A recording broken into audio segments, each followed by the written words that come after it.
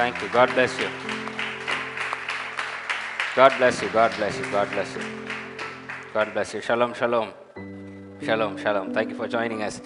Today we are going to repair a system. It is not going to be an investigation. It is not going to be a discussion.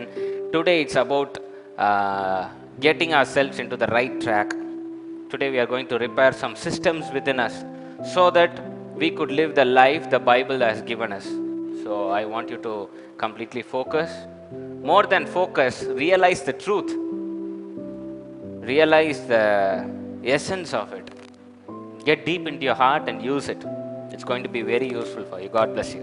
கிறிஸ்துவுக்குள் பிரியமானவர்களே, எடுத்துக்கொள்வோம் mark எழுதின சுவிசேஷம் 10ஆம் அதிகாரம் 17 முதல் 22. Mark chapter 10 17 to 22. Mark எழுதின சுவிசேஷம் 10ஆம் அதிகாரம் 17 முதல் 22. வாசிக்க கேட்போம். பின்பு அவர் புறப்பட்டு வழியிலே போகையில் ஒருவன் ஓடி வந்து அவருக்கு முன்பாக முழங்கால் படியிட்டு, நல்ல போதகரே, நித்திய ஜீவனை சுதந்திரித்துக் கொள்ளும்படி நான் என்ன செய்ய வேண்டும் என்று கேட்டான். அதற்கு இயேசு, நீ என்னை நல்லவன் என்று சொல்வானேன்? தேவன் ஒருவர் தவிர நல்லவன் ஒருவனும் இல்லையே. விபசாரம் செய்யாதிருப்பாயாக, கொலை செய்யாதிருப்பாயாக, களவு செய்யாதிருப்பாயாக, பொய் சாட்சி சொல்லாதிருப்பாயாக, வஞ்சனை செய்யாதிருப்பாயாக, உன் தகப்பனையும் உன் தாயையும் கனம் பண்ணுவாயாக என்கிற கற்பனைகளை அறிந்திருக்கிறாயே என்றார். அதற்கு அவன், போதகரே, இவைகள் எல்லாம் என் சிறுவயது முதல் கை கொண்டிருக்கிறேன் என்றான். இயேசு அவனை பார்த்து அவனிடத்தில் அன்பு கூர்ந்து, உன்னிடத்தில் ஒரு குறைவு உண்டு. நீ போய் உனக்கு உண்டானவைகளை எல்லாம் விற்று தரித்திரருக்கு கொடு. அப்பொழுது பரலோகத்திலே உனக்கு பொக்கிஷம் உண்டாயிருக்கும். பின்பு சிலுவையை எடுத்துக்கொண்டு என்னை பின்பற்றி வா என்றார். அவன் மிகுந்த ஆஸ்தி உள்ளவனாய் இருந்தபடியால் இந்த வார்த்தையை கேட்டு மனமடிந்து துக்கத்தோடே போய்விட்டான். ஹல்லேலூயா. 21வது வசனத்தை கொஞ்சம் திரும்ப வாசிங்க. இயேசு அவனை பார்த்து அவனிடத்தில் அன்பு கூர்ந்து, உன்னிடத்தில் ஒரு குறைவு உண்டு. உன்னிடத்தில் ஒரு குறை உண்டு. நீ போய் உனக்கு உண்டானவைகளை எல்லாம் விற்று தரித்திரருக்கு கொடு. அப்பொழுது பரலோகத்திலே உனக்கு பொக்கிஷம் உண்டாயிருக்கும். பின்பு சிலுவையை எடுத்துக்கொண்டு என்னை பின்பற்றி வா என்றார். Jesus looking at him loved him and said to him, one thing you lack, go your way, sell whatever you have and give to the poor, and you will have treasure in heaven, and come, take up the cross and follow me. Hallelujah. இன்றைய செய்தியின் தலைப்பு values, மதிப்புக்கள். Value, மதிப்புக்கள். ஆமென். பக்கத்துல பார்த்து சொல்லுங்க, values, மதிப்பு, மதிப்புக்கள். ஆமென். கைகளை நாம் ஜெபிப்போம். ஜீவனில் அன்பின் தேவனே, நீ தந்த வார்த்தைக்காக நன்றி செலுத்துகின்றோம். இந்த வசனத்தின் வழியாக எங்களை நடத்தி செல்லும், சிறந்த காரியங்களையும் வெளிப்பாடுகளையும் தந்தருளும், புரிந்து கொள்ளுகின்ற மனப்பக்குவத்தை நீ தாரும், பொறுப்பெடுத்துக் கொள்ளும், வழி நடத்தும். இயேசு நாமத்தில் கேட்கிறேன் ஜீவனில் நல்ல பிதாவே, ஆமென், ஆமென். ஷலோம், ஷலோம், ஷலோம், ஷலோம். கர்த்தர் உங்களை ஆசீர்வதிக்கட்டும். கிறிஸ்துக்குள் பிரியமானவர்களே, இன்றைக்கு மனிதனுக்கு முக்கியமான ஒரு தத்துவம் இல்ல, மனிதனுக்கு முக்கியமான ஒரு பாடம், வாழ்க்கையில் தேவைப்படுகின்ற ஒரு பாடம், அதனை பற்றி கற்றுக்கொள்ள போகின்றோம். அது பேர் தான் வேல்யூஸ், மதிப்பு. ஒரு மனிதன் பிறந்த நேரத்திலிருந்து இறக்கின்ற வரைக்கும் அவன் மதிப்பு என்ற ஒரு காரியத்தை வைத்திருக்கிறான். இதற்கு மதிப்பு கொடுக்க வேண்டும், இதற்கு மதிப்பு கொடுக்க கூடாது அப்படின்னு சில வேறுபாடுகள் வைத்திருக்கின்ற அந்த சப்ஜெக்ட் கொஞ்சம் தீட்டுப்பட்டிருக்கு இன்னைக்கு. It has been corrupt due to the negative world. The value system, பக்கத்துல பார்த்து சொல்லுங்க, வேல்யூ சிஸ்டம், வேல்யூ சிஸ்டம். அந்த வேல்யூ சிஸ்டம் வந்து it's been corrupt. So today we'll repair that corrupted system. We'll put some antivirus in it and we'll repair that corrupted system by the living word of the Lord. வேதம் என்ன சொல்லுகிறது? வேதம் மதிப்பை பற்றி என்ன சொல்லுகிறது? இயேசு கிறிஸ்து மதிப்பை எப்படி சரியாக செலுத்த வேண்டும் என்று சொல்லுகிறார், அதனை குறித்து படிக்க போகின்றோம். அல்லேலூயா, ஆமென்.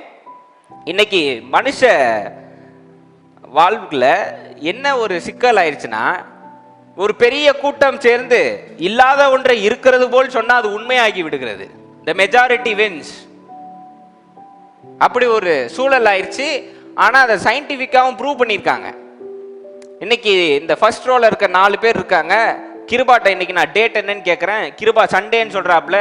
அந்த 3 பேர் சேர்ந்து இல்ல இல்ல இன்னைக்கு வந்து மண்டே அப்படின்னா, கிருபாவோட மூளைக்கு அதுதான் சரி. ஏன்னா நம்மளோட ஒரு 3 பேர் உண்மையை சொல்றாங்க ஸோ மெஜாரிட்டி தான் கரெக்ட்னு டியூன் ஆகிற ஒரு சப்ஸ்டன்ஸ் நம்ம பிரெயினுக்கு இருக்கு. அதனால தான் மெஜாரிட்டியா சேர்ந்து யார் சொன்னாலும் டக்குன்னு உண்மைன்னு நம்ம நம்பிடுறோம். But truth is not in the majority, truth is always in the minority. உண்மை என்னைக்குமே கூட்டத்தில் இருக்காது. அதனாலதான் இயேசு கிறிஸ்து 99 ஆடுகளுக்கு வரவில்லை,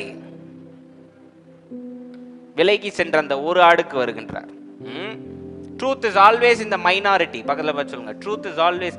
உண்மை மைனாரிட்டியில் இருக்கிறது, it's not in the majority. இன்னைக்கு இந்த மதிப்புடைய முக்கியத்துவத்தை கற்றுக்கொண்டு தேவன் நம்ம கையில கொடுத்திருக்கின்ற இந்த வேத வசனத்தோடைய சுவை என்னன்றதை ருசிச்சு பார்க்க போறோம். கர்த்தர் நல்லவர் என்பதை இன்னைக்கு பார்க்கணும், படிக்க கூடாது. இன்னைக்கு பார்க்கிறோம், ருசிக்கிறோம். இது எவ்வளவு முக்கியம், இது எவ்வளவு சிறப்புன்றதை இன்னைக்கு ருசிச்சு பார்க்கிறோம். அல்லேலூயா, ஆமென். ஓகே, திடீர்னு இயேசு கிறிஸ்து இப்போ இஸ்ரேல் முழுவதும் ஃபேமஸ். சில பேர் அவரை மேஜிக் மேன் பேர் வச்சிருக்காங்க, சில பேர் ஹீலர்னு பேர் வச்சிருக்காங்க, சில பேர் ப்ராஃபட்னு பேர் வச்சிருக்கான், சில பேர் வந்து அவர் தான் மீண்டும் வருகின்ற எலியான் பேர் வச்சிருக்கான், இவர் தான் மெசாயாவான் நிறைய பேர் டவுட்ல இருக்கான். அதனால இஸ்ரேல் முழுசும் யாரு ஃபேமஸ் இப்போ? ஜீசஸ். ஜீசஸ் வந்து இப்போ அங்க ஒரு செலிபிரிட்டி ஆயிட்டாரு. எங்கிட்ட எந்த முக்கில் திரும்பினாலும் ஜீசஸ் வர்றாருன்னா கூட்டம் குவிஞ்சிருது.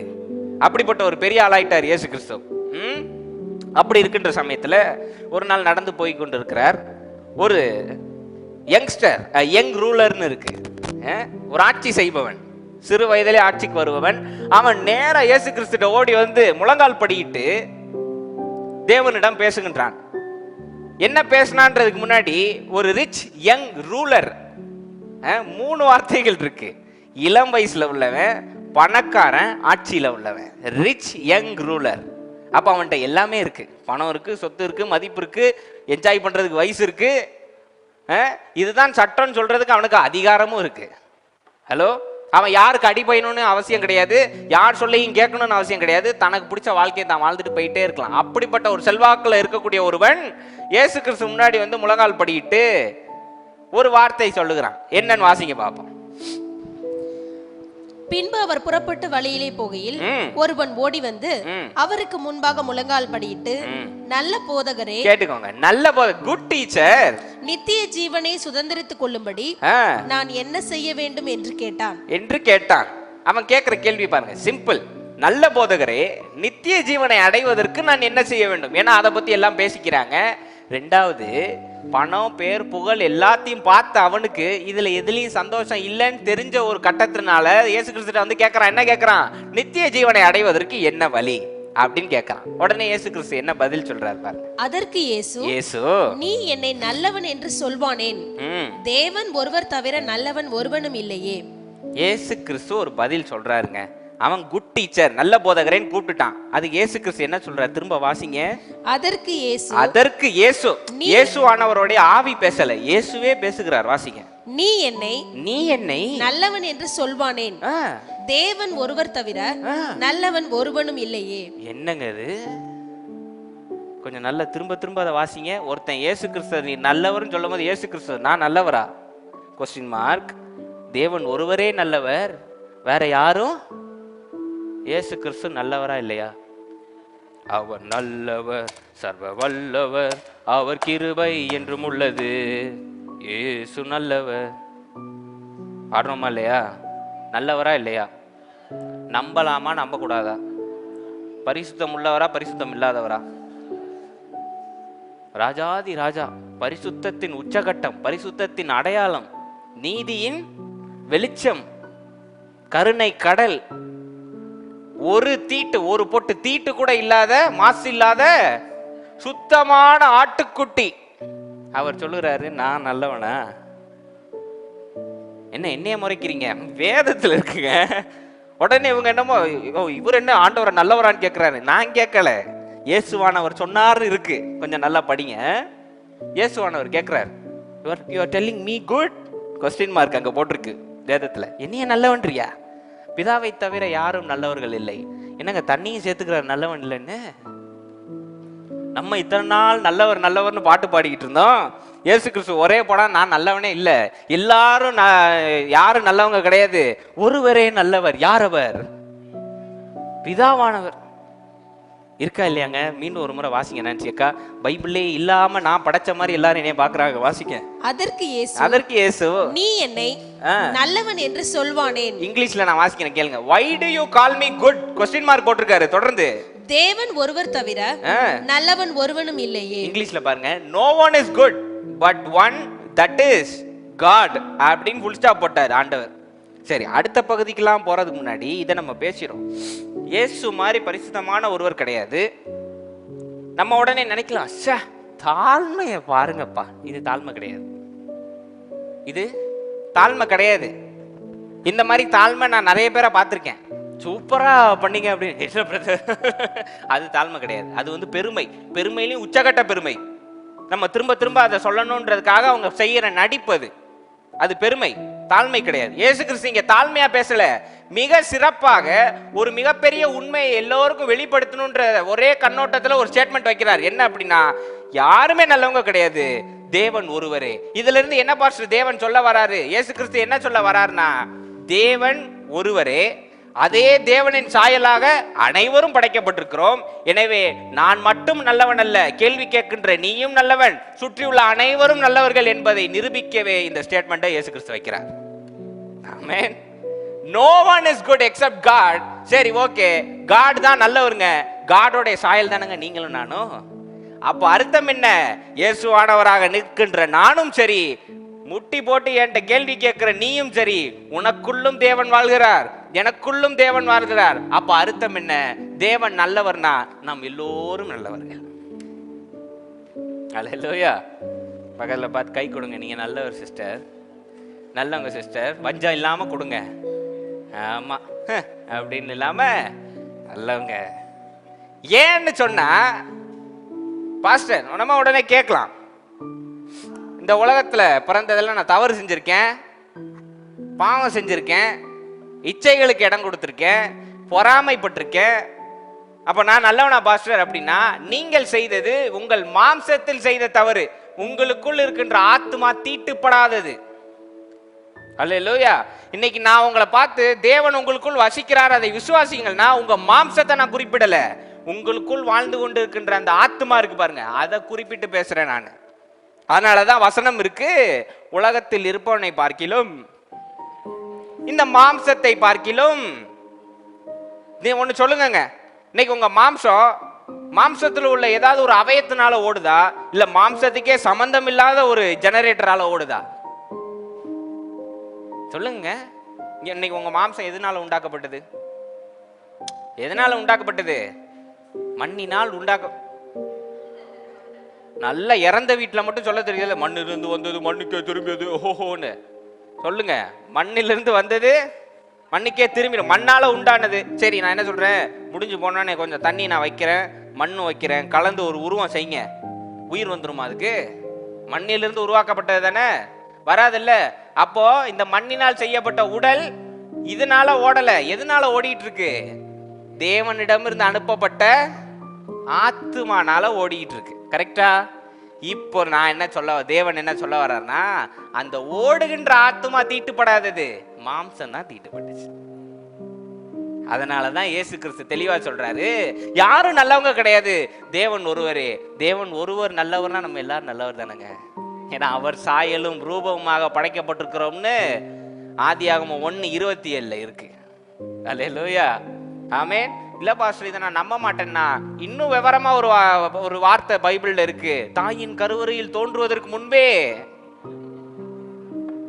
இந்த தாய்க்குள்ள உன்னை அனுப்புறதுக்கு முன்பாகவே அவர் தான் முடிவு பண்ணி அனுப்புறார். தன்னுடைய பாகத்தை ஒன்றை தேர்ந்தெடுத்து, தன்னுடைய சாயலும் ரூபமாக தேர்ந்தெடுத்து பரிசுத்தமாக உங்களுக்குள் அனுப்புகிறார், இந்த மாம்சத்துக்குள்ள. அதனால எல்லோரும் நல்லவங்க. இந்துவா இருக்கட்டும், முஸ்லிமா இருக்கட்டும், ஜெயின் புத்திஸ்டா இருக்கட்டும், எல்லாரும் நல்லவங்க. மாம்சத்துல எழுகின்ற எண்ணங்கள் மட்டும்தான் தீட்டு. சரியா புரிஞ்சுக்கிட்டீங்களா? யாரும் பிறக்கும் போதே கெட்டவங்களா பிறக்கல. ஹலோ, இன்னைக்கு தீங்கு யாராவது ஒன்றை உங்களுக்கு பண்றாங்கன்னா, பிறக்கும் போதே உங்களுக்கு தீங்கு பண்ணணும்னு அவங்க பிறக்கல. எண்ணங்கள் மாம்சத்துடைய இச்சைகள்னால தவறு செய்யறாங்களே தவிர அவங்க நல்லவங்க தான். சரியா? என்னங்க? ஆமென். ஓகே, சரி. இதை சொல்லி முடிச்ச இயேசு கிறிஸ்து அடுத்து ஒரு சொல்றாரு. என்ன சொல்றாரு? வாசிங்க பாப்போம்.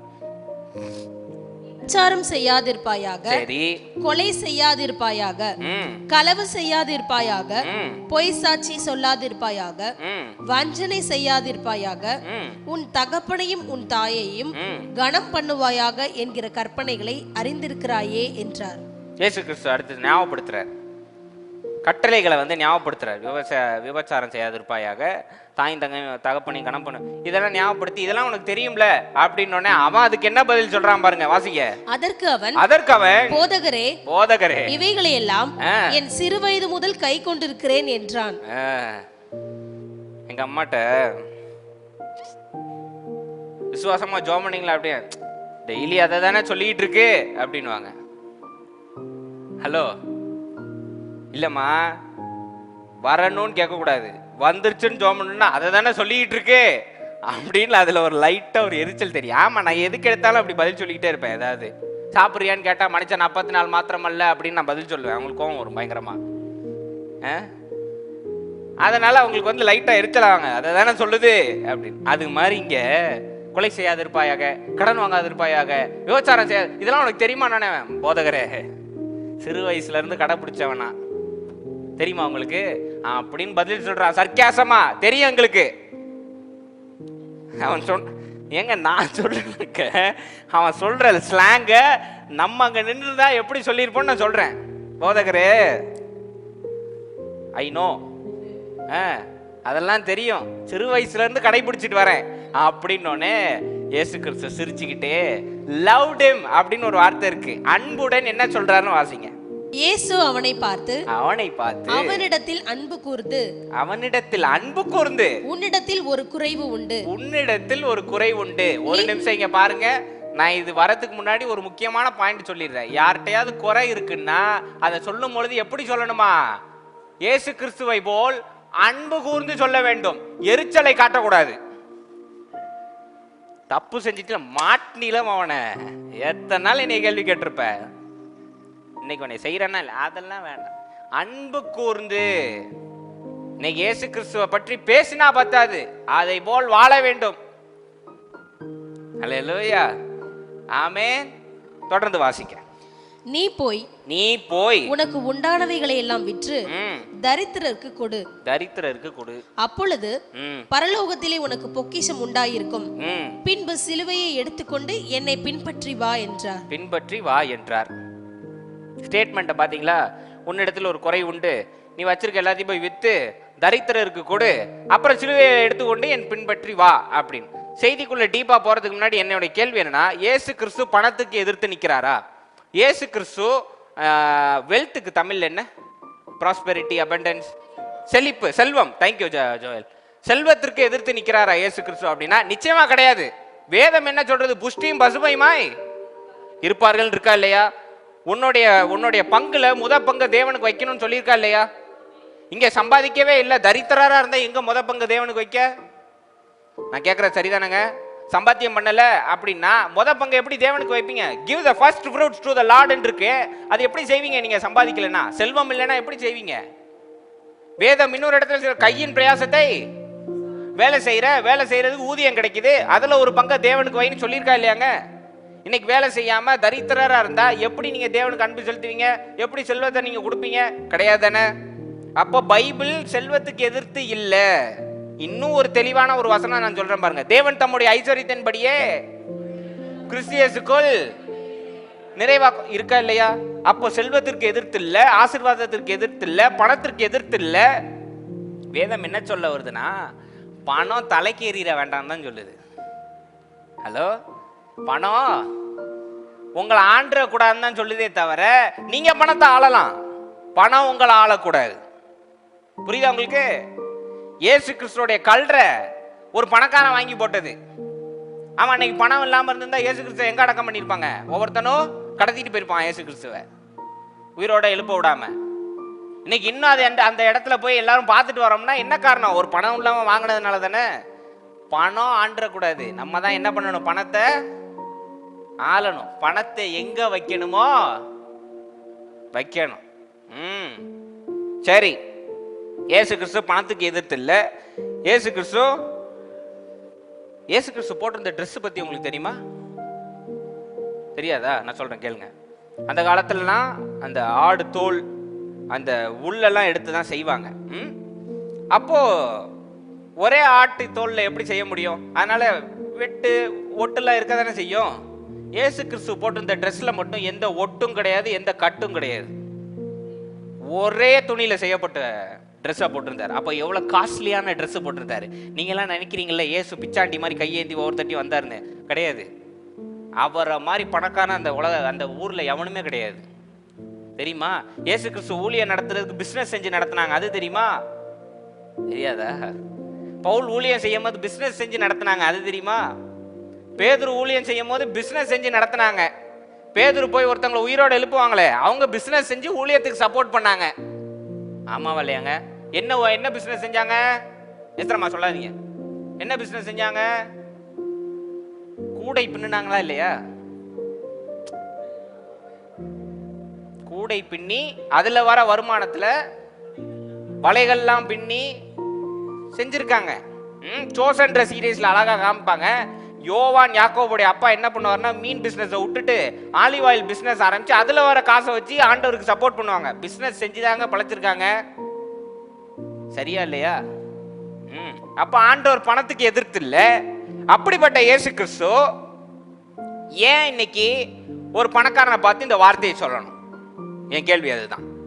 நம்ம எல்லாரும் இன்னைக்கு அதை அட்வான்டேஜ் எடுத்துட்டு நம்மளும் போட மாட்டோம், போட்டிருக்கவனையும் விட மாட்டோம்.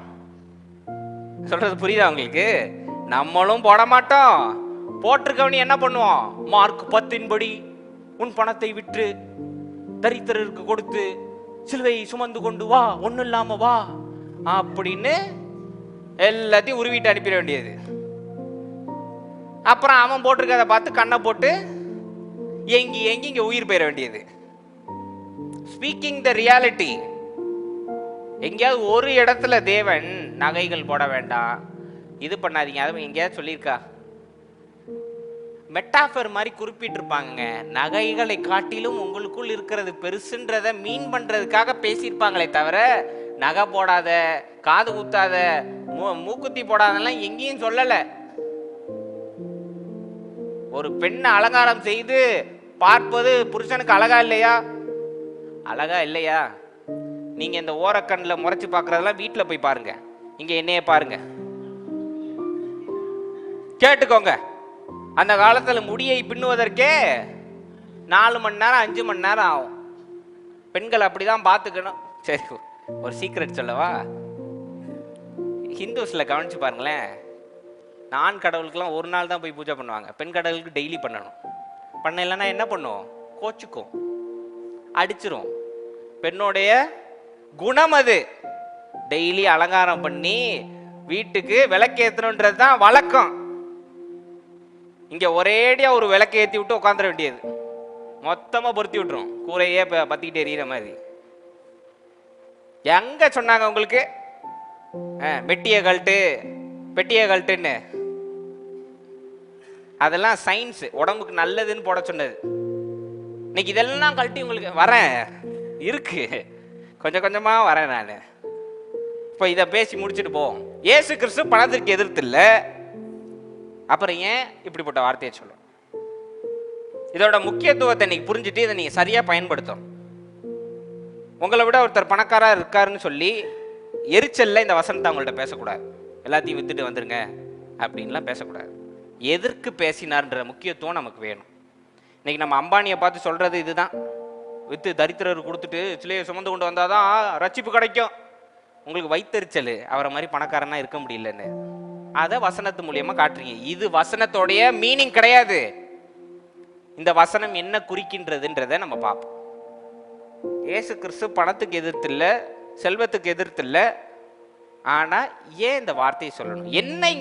என்ன செய்ய இங்க முயற்சி செய்யறார்?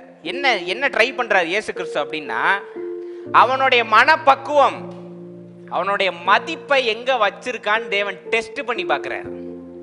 தேவனுக்கு சோதிச்சு பார்க்கறதுன்றது ரொம்ப பிடிக்கும். ஹலோ, என்ன நீங்க எல்லாம் சோதனை வாங்கினதே இல்லையா?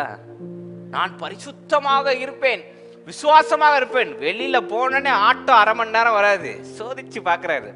நீங்க தானே ஜெபம் பண்றீங்க, ஜெபம் பண்ணும் போது ஆண்டவரே என்னை புடமிட்டு பாரும். இன்னொரு ஒரு வார்த்தை சொல்லுவாங்க, களிமண் போல என்னை உடைத்து எழுப்பும். அதான் செஞ்சு பார்க்கறாரு. நீங்க ஏன் அப்புறம் ஜெபத்துல அழுவுறீங்க? பாஸ்டர் என்னை ஆண்டவர் உடைச்சு உடைச்சு பார்க்கறாரு. நீங்க ஜெபம் பண்ணது தானே ஆண்டவர் செய்யறாரு. ஆண்டவருக்கு சோதிக்கிறது ரொம்ப பிடிக்கும். தேவனுடைய வார்த்தை சோதிச்சு பார்க்கும்னு ஆதியாகமத்துல இருக்கு. The word of the Lord will test ன்னு இருக்கு. சோ தேவன் சோதிச்சு பார்க்கறாரு. என்ன சோதிச்சு பார்க்கறாரு பாஸ்டர்னா, அவன் கேட்டு வந்தது நித்திய வாழ்வு. கரெக்டா? அந்த நித்திய வாழ்வுக்கான மதிப்பை தான் உண்மைக்கும் தேடி வந்தானா, இல்ல அவன் மதிப்பு எங்க இருக்குன்றதை கேட்டு பார்க்கறது தான் தேவனுடைய ஒரே நோக்கம். உண்மைக்குமே இவன் நித்திய வாழ்வுக்கு தான் மதிப்பு தரானா, இல்ல இவன் வச்சிருக்க பொருள் மேல மதிப்பு தரானான்னு ஒரு கேள்வியை கேட்டார். அதற்கு அவன் என்ன செஞ்சான்? சோகமா திரும்பி வீட்டுக்கு போயிட்டான். அதெல்லாம் அந்த வரியை வாசிங்க. மிகுந்த ஆஸ்தி உள்ளவனாய் இருந்தபடியால், மிகுந்த ஆஸ்தி உள்ளவனாய் இருந்தபடியால் இந்த வார்த்தையை கேட்டு மனமடைந்து துக்கத்தோட போய்விட்டான்.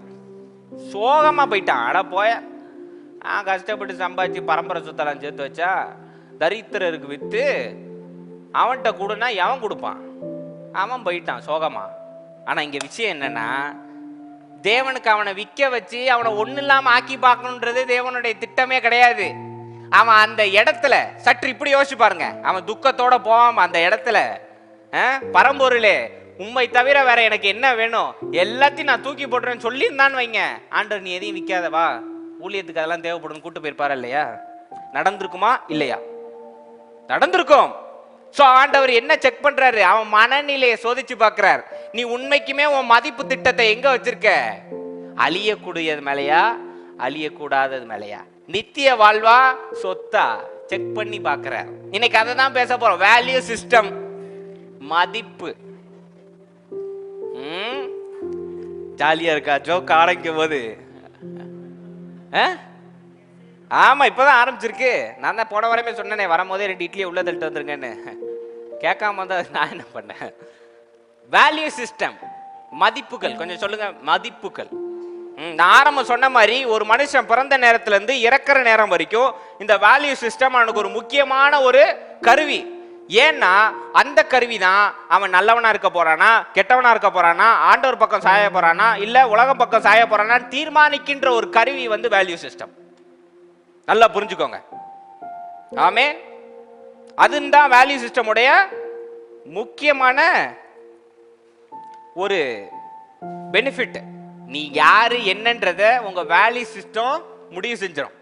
ஒரு உண்மையான மனுஷனா இருந்து தேவனை உண்மையா தேடுற மனுஷனா இருந்தா அவர் கேட்ட அந்த நிமிடத்துல எல்லாத்தையும் தூக்கி எறிஞ்சிட்டு சாஸ்திராங்கமா விழுந்திருப்பான். ஆனா அவனால செய்ய முடியல. ஏன்னா அவனுடைய மதிப்பு எங்க இருந்தது? சொத்துக்கள் மேல, பணம் மேல, செல்வாக்கு மேல இருந்தது, நித்திய வாழ்வு மேல இல்ல. சோ அவன் என்ன பண்றான்? வாயில நித்திய வாழ்வு கேட்கறான், மனசுக்குள்ள என்ன இருக்கு? சொத்து செல்வம் தான் இருக்கு. தேவன் இதை தான் டெஸ்ட் பண்ணி பார்க்கிறார். ஆவியுடனும் உண்மையுடனே கேட்கறமா இல்லையான்னு டெஸ்ட் பண்ணுவார். மனசுல இருந்து நீ நித்திய வாழ்வு கேட்கறியா, இல்ல வெறும் எல்லாரும் கேட்கறாங்கன்னு நீ கேட்கறியான்னு பார்ப்பார். அதை தான் டெஸ்ட் பண்றார். சோ இந்த வேல்யூ சிஸ்டம்ல 2 வகை பிரியுதுங்க. ஒன்னு அழியக்கூடியது, இன்னொன்னு அழியாதது. பெரிஷபிள், நான் பெரிஷபிள். சரி சொல்லுங்க பாப்போம். பெரிஷபிள், நான் பெரிஷபிள். அழியக்கூடியது, அழியாதது. 2 வகை இருக்கு. இந்த 2 வகையில தான் இந்த வேல்யூ சிஸ்டம், இந்த மதிப்புடைய தன்மை, இந்த மதிப்புன்ற கருவி ஓடுகிறது. சரி, இப்போ இந்த வேல்யூஸ் பத்தி நம்ம பேசணும். நீங்க ஜெயிக்க போறீங்களா, தோக்க போறீங்களா, தேவனிடம் சேர போறீங்களா, ரட்சிப்பு அடைய போறீங்களா, இல்ல உலகத்தின்படி சாய போறீங்களான்னு முடிவு செய்யறது எது? மதிப்புன்ற கருவி. சொல்லுங்க, மதிப்பு கருவி. மதிப்பு கருவி. ஓகே. இப்போ அந்த சிறுவன், அந்த இளைஞன் எதை தேடிட்டு இருக்கான்? அழியக்கூடியதை தேடிட்டு இருக்கான். கேட்டது அழியாதது, தேடுறது அழியக்கூடியது. புரியுதா உங்களுக்கு? அவன் தேடுறது சொத்து சுகம், வாயில பேசினது அழியாத நித்திய வாழ்க்கை. ஆமென். இன்னைக்கு இந்த 2 பகுதிகள் இருக்கு பாருங்க. அழியக்கூடியது, அழியக்கூடாதது. பெரிஷபிள், நான் பெரிஷபிள். இது ரெண்டோடைய முக்கியத்துவத்தை நல்லா புரிஞ்சுக்கோங்க. பெரிஷபிள் அழியக்கூடியது எல்லாமே மனுஷனால் உண்டாக்கப்பட்டது. நான் பெரிஷபிள் அழியாதது யாரால் உண்டாக்கப்பட்டது? தேவனால் உண்டாக்கப்பட்டது. the very simple difference அதுதான். man made is perishable, god made is non perishable. Hallelujah. god made is non perishable. இப்போ இந்த அழியக்கூடியது என்னென்ன பாஸ்டர் அந்த கேட்டகரியில வருது அப்படின்னா, பொருள், சொத்து, நிலம், ஜொல்லு, இந்த ஜொல் இல்ல, இந்த ஜொல்லு, நகை, வீடு மற்றும் இந்த மாம்சம். அழியக்கூடாதது என்ன பாஸ்டர் அப்படின்னா, அன்பு, சந்தோஷம், சமாதானம், மன்னிப்பு, நித்திய ஜீவன், இதெல்லாம் அழியக்கூடாதது, அழியாதது. ஹல்லேலூயா. இப்போ இந்த அழியக்கூடியது பெரிஷபிள் என்ன பண்ணுது? எவ்வளவு கொடுத்தாலும் சாட்டிஸ்ஃபை பண்ணாது, எவ்வளவு கொடுத்தாலும் நிறைவாக்காது. அதுதான் இந்த பெரிஷபிளுடைய. சோ இந்த சாட்டிஸ்ஃபை ஆகாததோட என்ன சேருதுன்னா, அது வந்து நிறைவு கொடுக்கல அப்படின்னா நமக்கு என்ன வருது? கோபம் வருது, துக்கம் வருது, சோகம் வருது, பயம் வருது, எதிர்பார்ப்பு வருது. இது எல்லாமே அழியக்கூடியதுல சேருது. இந்த அழியக்கூடாதது என்ன தருதுன்னா, அன்பு, நித்திய ஜீவன், சந்தோஷம், சமாதானம் தருவதனால என்ன நடக்குதுன்னா, பிதா, பரிசுத்த ஆவியானவர், தேவன் இவர்கள் மூவரோடும் உட்கார்ந்து போஜனம் பண்ணுகின்ற ஒரு வாய்ப்பை தருகின்றது இந்த அழியக்கூடாத ஒரு காரியம். சொல்றது புரியுதா உங்களுக்கு? ஆமா இல்ல? அப்பதான் எனக்கு தெரியும் புரிஞ்சுச்சா இல்லையா, இல்ல திரும்ப சொல்லணுமா அப்படின்னு. அல்லேலூயா. புரிஞ்சா உங்களுக்கு? ரெண்டுக்கும் வித்தியாசம் பாருங்க. இப்போ நம்ம வாழ்ற உலகத்துல அழியக்கூடியதோட முக்கியத்துவத்தை ஜாஸ்திப்படுத்தி அழியாததை ஒண்ணு இல்லாம ஆக்கிட்டானுங்க. ஹலோ, அழியக்கூடியதை முக்கியப்படுத்தி அழியக்கூடாதத ஒண்ணு இல்லாம ஆக்கிட்டானுங்க. சோ என்ன ஆயிடுச்சு? இன்னைக்கு நம்ம எல்லாரும் எதை கவனம் செலுத்துறோம்னா, அழியக்கூடியதை தேடி ஓடிட்டு இருக்கோம். அழியக்கூடாதது ஒரு ஓரமா உட்கார வச்சிருக்கோம். அது அப்புறம் இருக்கட்டும், முதல்ல அழியக்கூடியதை தேடி ஓடுவோம். நம்மளை அறியாமலே நம்ம அந்த தவறை செய்து கொண்டு இருக்கின்றோம். அல்லேலூயா. இப்ப இந்த அழியக்கூடியதை தேடுவதில் ஒரு கிடைக்காம போயிருச்சு அப்படின்னா அது எதுக்கு தெரியுமா போய் விட்டுருது? கொலை, கொள்ளை, அது என்ன, ஜெலசிக்கு தமிழ் என்ன, பொறாமை, போட்டி, இது எல்லாம் அழியக்கூடியதுல இருந்து வருது. ஆமாவா இல்லையாங்க? இன்னைக்கு ஒரு பொருள் கிடைக்கல, இன்னைக்கு நம்ம விரும்பினது கிடைக்கலன்னா அது பொறாமையில வந்து விடுது. பொறாமை எண்ணத்துல விடுது, கோபத்துல விடுது. கோபம் எண்ணத்துல விடுது, மர்டர், கொலையில விடுது. அல்லேலூயா. இச்சை, காம விகாரங்கள், களியாட்டு, தீட்டு, இதுல போய் விட்டுறது இந்த அழியக்கூடியது. இந்த நம்மெல்லாம் உடனே நினைப்போம், வாழ்க்கையில பெரிய சத்துரு என்னது? பணம். பணம் சத்துருவே கிடையாது. ஹலோ, பணம் சத்துருவே கிடையாது. அது உங்க மதிப்பு சிஸ்டத்துல தப்பு ஏற்பட்டிருக்குன்னு அர்த்தம். இன்னைக்கு நம்ம மதிப்பை பணத்து மேல ஜாஸ்தி வைக்கிறதுனால தான் நீங்க தோத்து போறீங்க.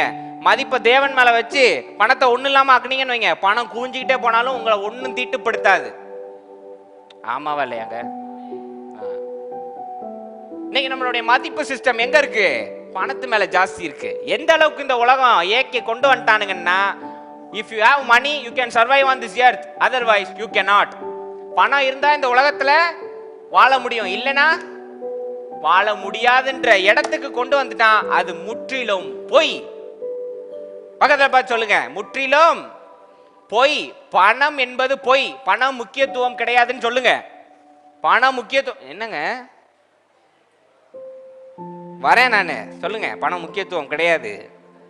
அதனால பாஸ்டர் பணம் இல்லாம விட்டதை பார்த்துட்டு உட்காந்துருக்க முடியுமா? பணம் தேவை, ஆனா அது ஆட்சி செய்யக்கூடாது. இன்னைக்கு தேவனை ஒதுக்கி வச்சு பணத்திற்கு முக்கியத்துவம் தருகின்ற இடத்துல எப்படி வாழ்க்கை நல்லா இருக்குன்னு சொல்லுங்க. பணம் அழியுமா அழியாததா? அழியக்கூடியதா அழியாததா? அழியக்கூடியது. அழியாதது எது? தேவனுடைய நித்திய வாழ்க்கை. இன்னைக்கு நம்ம எது பின்னாடி ஓடிட்டு இருக்கோம் நீங்களே கொஞ்சம் யோசிங்க. 60 வயசு வரைக்கும் இன்னைக்கு மனுஷன் எங்க ஓடுறான்? அழியக்கூடியதுக்கு. கரெக்டா? யாராவது ஒருத்தர் இன்னைக்கு அழியக்கூடாததை நம்ம தேடி இருக்கோமா? முக்கியத்துவம் செலுத்தி இருக்கோமா? நான் வேலை செய்யற தப்புன்னு சொல்லல, ஏன்னா வேதத்திலே சொல்லி இருக்கு, கையின் பிரயாசத்தை பிசினஸ் செஞ்சுதான் ஊழியம் நடத்தினாங்க. பவுல் ஒரு இடத்துல சொல்லியிருக்காரு, நாங்க இந்த வேலைகள்லாம் செய்து ஊழியம் நடத்தினோம். அப்படி இந்த வேலைகள்லாம் செய்யாம ஊழியம் நடத்துற ஊழியமே வேண்டான்னு சொல்லியிருக்காரு. அதை ஒரு நாள் பேசுறேன் நான். இதை இன்னைக்கு முக்கியத்துவப்படுத்தும். வேலை செஞ்சு சாப்பிடுறது முக்கியங்க, பணம் தேவை. ஆனா முக்கிய மதிப்பு சிஸ்டம் என்ன? மதிப்பு அது மேல வைக்க கூடாது. பணம் இருந்தாதான் எல்லாமே, பணம் இருந்தாதான் வாழ்க்கை ஓடும், பணம் இருந்தாதான் வண்டி ஓடும், பணம் இல்லைன்னா தண்டவாளத்துல ரயில் ஏறிடும். ஆமாவா இல்லையா? சரிங்க, பணம் இருந்தாதான் எல்லாமேன்ற இடத்துல இயேசு கிறிஸ்து வரலாறு படைச்சாரா இல்லையாங்க? பணம் இல்லாம ஒரு சிறப்பான வாழ்க்கையை வாழ்ந்து இந்த வருஷமும் உட்காந்து பேசிக்கிட்டு இருக்கோம்னா, ஒரு பைசா பணம் இல்லாம செஞ்சு காட்டினாரா இல்லையாங்க? செஞ்சாரா இல்லையா? இயேசு கிறிஸ்து என்ன சொத்தெல்லாம் வச்சுட்டு கொஞ்சம் அங்கங்க லஞ்சம் கொடுத்து ரெக்கமெண்டேஷன் கொடுத்து வரலாற்றுல என் பேரை கொஞ்சம் எழுதுங்க, அப்படி கொஞ்சம் செஞ்சு விடுங்க, இங்க கொஞ்சம் ஆளை கவனிங்க, எம்பிக்கும் எம்எல்ஏக்கும் கொடுத்தாங்க, மேல வந்தாரு. ஒரு பைசா செலவு பண்ணாம அழியக்கூடாததை பேசுனதுனால இன்னைக்கும் பேசுறோம், இனி மேலும் பேசுவோம். பணம் செய்ய முடியலையே. பவுல் பெரிய பணக்காரன், அவன்கிட்ட இல்லாத பணமா? ராஜ்யத்துல பெரிய ஹெட், அவரு ஜெனரல் மாதிரி, கை நீட்டினா 100 பேர் நிப்பான், சாவான், கொல்லுவான். அப்படிப்பட்ட பவுலே பணம் பெருசா பேசவே இல்லையங்க. பணத்தை வச்சு யாருமே மேல வரலையங்க. சொல்லுங்க. இன்னைக்கு உலகத்துல பெரிய பெரிய பணக்காரங்க இருக்காங்க அப்படின்னு சொல்றோம்லங்க. அவங்க ஆரம்பிச்ச இடத்துல நீங்க பாத்திருக்கீங்களா? ஒரு பைசா இல்லாம ஆரம்பிச்சிருப்பாங்க. சும்மா ஒரு உதாரணத்துக்கு சொல்றேன். ரஜினிகாந்த் தெரியும்ல? ரஜினிகாந்த் அவர்கள் தெரியுமா தெரியாதா? என்ன ஆரம்பிச்ச போதே கோடிக்கணக்கா சொத்து வச்சுக்கிட்டா இருந்தாரு. என்ன பண்ணிட்டு இருந்தாரு? கண்டக்டரா இருந்தாரு. ஷாருக் கான் தெரியுமா? ஷாருக் ஜி தெரிஞ்சிச்சுன்னு சொன்னா நான் உடனே விரியன் பாம்பு குட்டிகளையேன்னு பெல்ட் ஒரே அடிக்க போறேன்னா?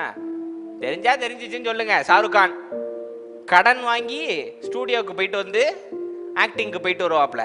இன்னைக்கு அவர்கிட்ட இல்லாத பணம் கிடையாது. யாருமே இன்னைக்கு பணத்தை வச்சு மேல வந்தது கிடையாது.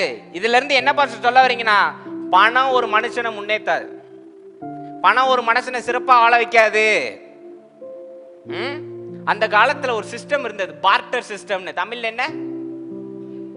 பார்ட்டர் சிஸ்டம், பண்டம் மாற்றுதலா ஏதோ சொல்லும். பண்டம் மாற்று முறை. ஜோயல் தான் படிச்சவனா இருக்காப்ல. பண்டம் மாற்று முறை.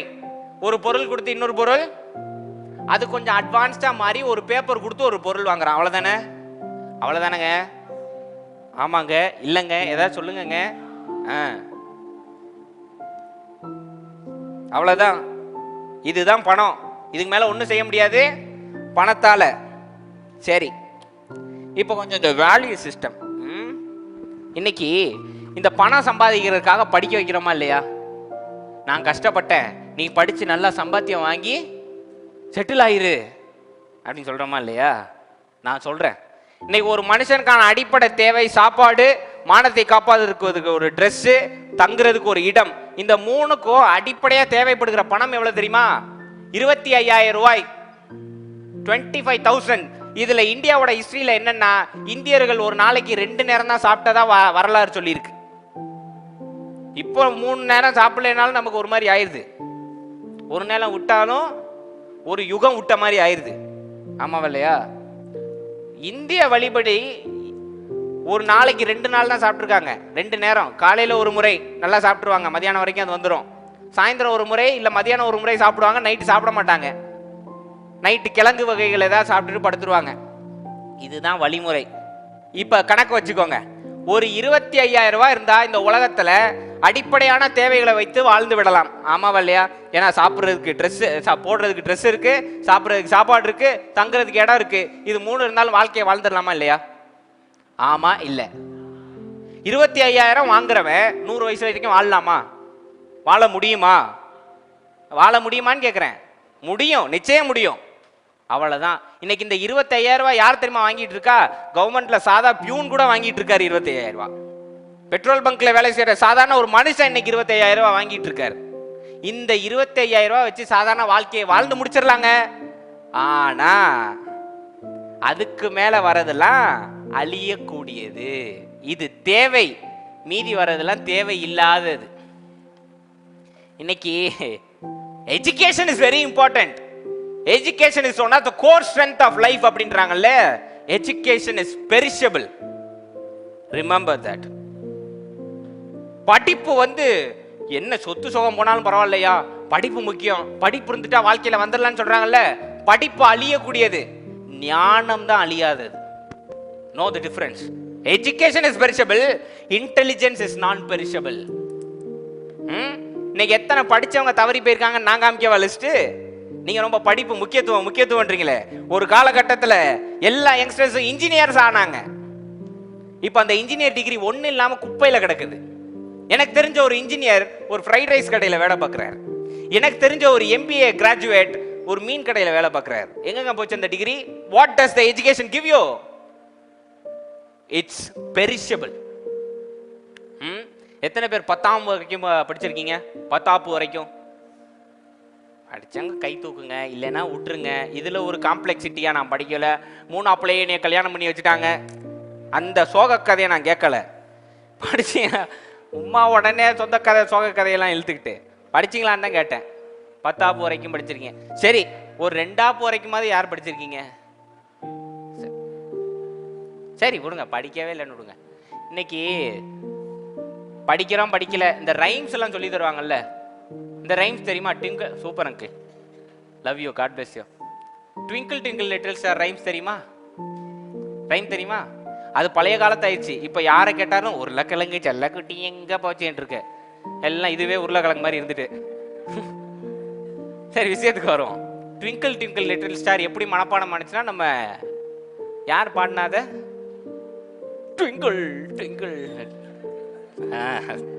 அடிச்சாங்களா இல்லையா எங்க அம்மா? அதுதான் சிவாஜி கணேசன் பாடி நமக்கெல்லாம் மனப்பாடம் ஆயிட்டு. இப்போ இந்த ட்விங்கிள் ட்விங்கிள் லிட்டில் ஸ்டாரை வச்சு வாழ்க்கையில் என்ன சாதிச்சிங்க? நாங்கள் ஸ்கூல் படிக்கும் போது இந்த ஹிந்தி கோர்ஸ்ல சேர்த்து விட்டுருவாங்க. எங்க ஹிந்தி மிஸ் வந்து ஒரு ரைம் சொல்லி தருவாங்க, எனக்கு ரொம்ப பிடிக்கும். எனக்கு இன்னும் ஞாபகம் இருக்கு. மச்லி ஜல்கி ராணி ஹே ஜீவன் உஸ்தா.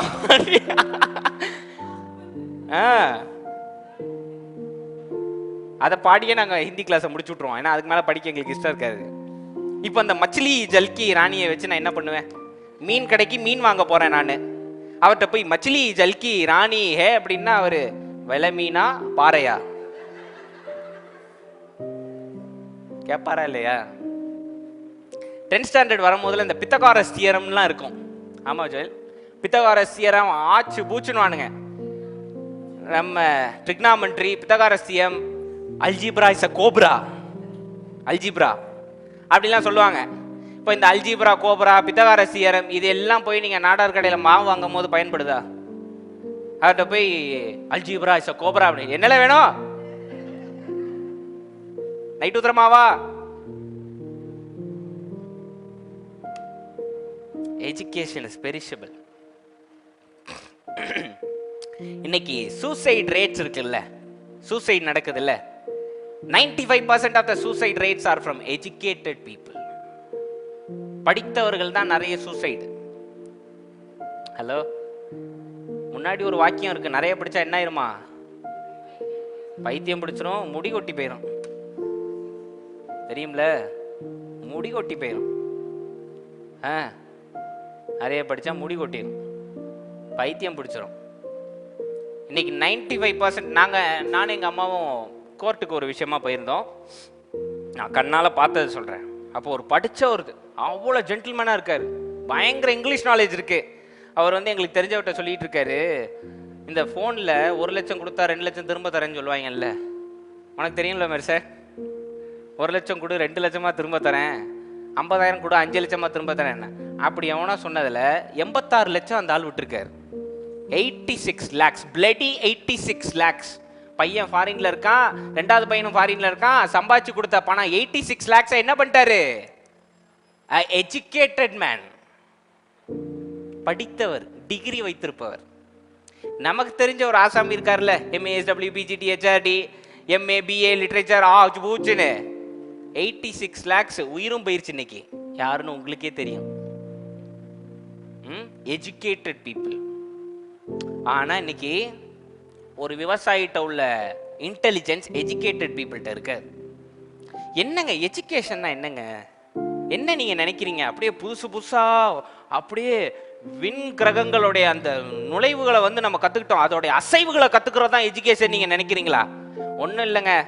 இப்போ ஞானதாஸ் அங்கிள், அலெக்சாண்டர் அங்கிள் 3 பேரும் பிஸ்னஸ் பண்றோம்.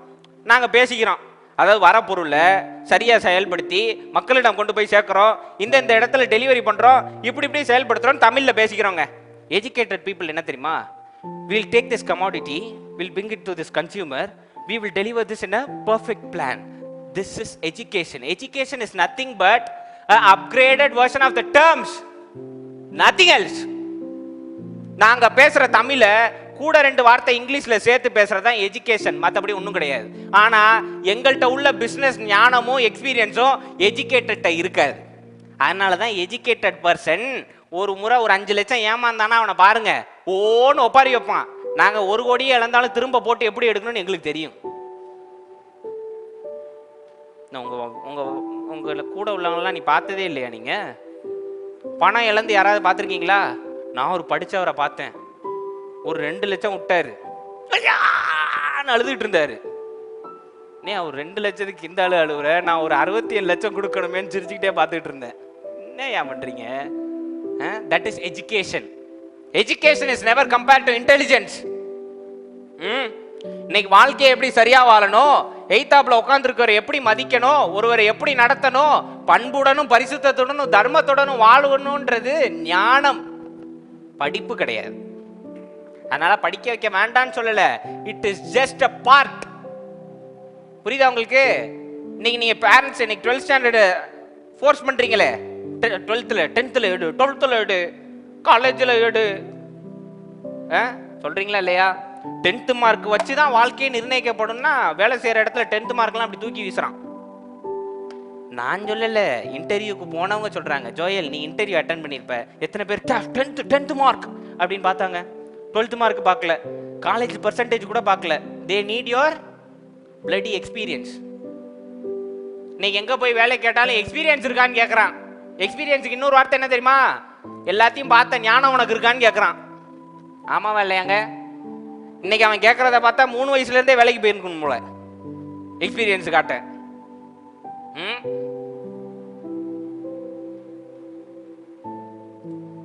சொல்லுங்க. இன்னைக்கு சாமுவேல் பாய் எடுத்துக்கலாம். Samuel Bhai is not educated வச்சுக்கலாம்ல. சாமுவேல் பாய் ஒன்றும் பிரச்சனை இல்லையே, கோச்சிக்க மாட்டிய. ஆனா சாமுவேல் பாய்க்கு ஞானம் இருக்கு வச்சுக்கோமா, ஞானம் இருக்கு. இப்ப படிச்ச ஒருத்தர் இருக்கான், யார் எடுத்துக்கலாம் சொல்லுங்க ப்ரோ, நான் பாத்துக்கிறேன் அப்படின்னு. ஜோயல் எடுத்துக்கலாம். 2 பேரும் வண்டியில போறாங்க, கீழே தவறி விழுந்துட்டாங்க. ஜோயல் என்ன பண்ணுவாரு, சாமுவேல் என்ன பண்ணுவாரு? ஜோயல் உட்காந்து ஊன்னு அழுதுகிட்டு இருப்பாரு. ஆமாவா இல்லையா? சாமுவேல் என்ன பண்ணுவாரு, அடுத்து என்ன செய்யணும், அடிபட்டிருந்தா அதை முதல்ல சரிப்படுத்துவோம், யாரை கூப்பிடுவோம், என்ன செய்யும். இதுதான் ஞானம். இன்னைக்கு வாழ்க்கையில படிப்பு வேணுமா ஞானம் வேணுமா? நீங்களே சொல்லுங்க. நல்ல சத்தமா யூடியூப்ல உள்ளவங்களுக்கு கேட்கிற மாதிரி சொல்லுங்க. யானை யானை அது இல்ல, ஞானம். உடனே யானை பால்ன்றுவாங்க. ஞானம், இன்டெலிஜென்ஸ், நாலேஜ். ஒரு உண்மை ஒன்று சொல்லவா? எஜுகேஷன்ன்றது யாரோ சொன்னதை திரும்ப நீங்க மனப்பாடம் பண்றது. நாலேஜ்ன்றது நீங்களே ருசிச்சு பார்த்தது. அதனாலதான் வேதம் சொல்லுகிறது, கர்த்தர் நல்லவர் என்பதை நான் சொல்லி பார்க்காதீங்க, நீங்க ருசிச்சு பாருங்கன்னு கொடுத்திருக்கு. That is intelligence and knowledge. ஆமேன். ஓகே, எஜுகேஷன் ஒரு பக்கம் விடுவோம். இன்னைக்கு நகை போடுறீங்களே, அழியறக்கூடியதா அழியாததா?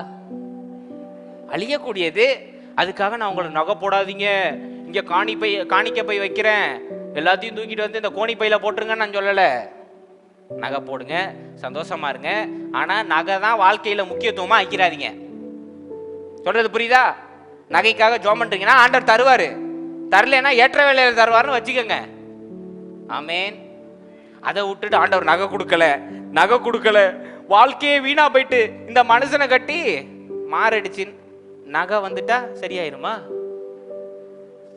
இன்னைக்கு எத்தனை பணக்காரங்க வீட்டுல எவ்வளவு நகை இருந்து சந்தோஷம் இல்லாம இருக்காங்க தெரியுமா? தெரியாதா? கூரை வீட்டுல இருக்கிற சந்தோஷம் பணக்காரன் வீட்டுல இல்ல. ஏன்னா மதிப்பு எங்க இருக்கு? பொருள் மேல இருக்கு. அழியக்கூடியது மேல. அழிஞ்சு போயிடும், அதோடைய மோகம் வளர்ந்தாங்க. இன்னைக்கு பசங்களுக்குலாம் ஒரு கார் வாங்கணும். நான் போன வாரமே சொன்னேன், ரால்ஸ் ரைஸ் 8 கோடி ரூபா காரு. வண்டி இன்ஜின் சத்தம் உள்ள கேட்காது, உள்ளுக்குள்ள ஓடுற கிளாக்கு சத்தம் கேட்கும். அந்த அளவுக்கு சைலன்ஸ், அப்படியே கப்பல் மாதிரி இருக்குங்க. சுகம்னா சுகம், அப்படியே ஒரு சுகம். ரால்ஸ் ரைஸ் வாங்கி எத்தனை நாள் அந்த மோகம் இருக்கும்? 5 நாள் இருக்கும். சரி, 1 மாசமே இருக்கு, அப்படியே தொடச்சி வைக்கிறோம். 1 மாசத்துக்கு அப்புறம் என்ன ஆகும்? ஆச்சிப்ப அதுவும் ஒரு வாகனம் தானே. ஆமாவா இல்லையா? ஆமாவா இல்லையாங்க? இன்னைக்கு தாயார்கள்லாம் ஒன்று பண்ணுவாங்க. இந்த வாஷிங் மிஷினோ ஃப்ரிட்ஜோ வாங்கி கொடுத்துட்டா வாரம் பார்த்தீங்கன்னா அது கோடு போட்ட மாதிரி அப்படியே ஒதுங்கி இருக்கும். ஒரு மாதம் கழிச்சு பாருங்க, மொத்த மசாலா பாக்கெட்டும் உல்டாவாக கிடக்கும் ஃப்ரிட்ஜில். அவ்வளோதான்.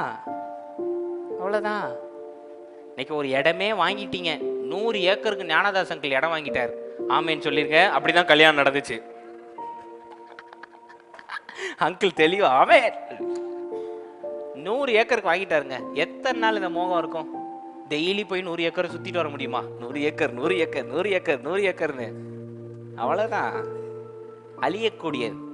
இன்னைக்கு எதுக்கு நீங்க இவ்வளவு கவனம் செலுத்துறீங்கன்னு கொஞ்சம் பாருங்க. ஒரு சாதா மனுஷனுக்கு தேவை 2 வேளை சாப்பாடு, ஒரு ட்ரெஸ். சரி, ட்ரெஸ் ஜுவல் ஒரு பக்கம், ட்ரெஸ். அதுக்காக தான் சாமுவேல் பாயும் மெர்சனையும் போட்டு வர சொன்னேன். வாங்க சாமுவேல் பாய், வாங்க, கேமரா வச்சுட்டு வாங்க. இப்போ சாமுவேல் பாயும் மெர்சனையும் நான் என்ன சொல்லியிருக்கேன்னா, பிராண்டட் ஷர்ட் போட்டு வாங்க அப்படின்னு. வர முடியுமா மெர்சன்? வாங்க வாங்க வாங்க வாங்க வாங்க.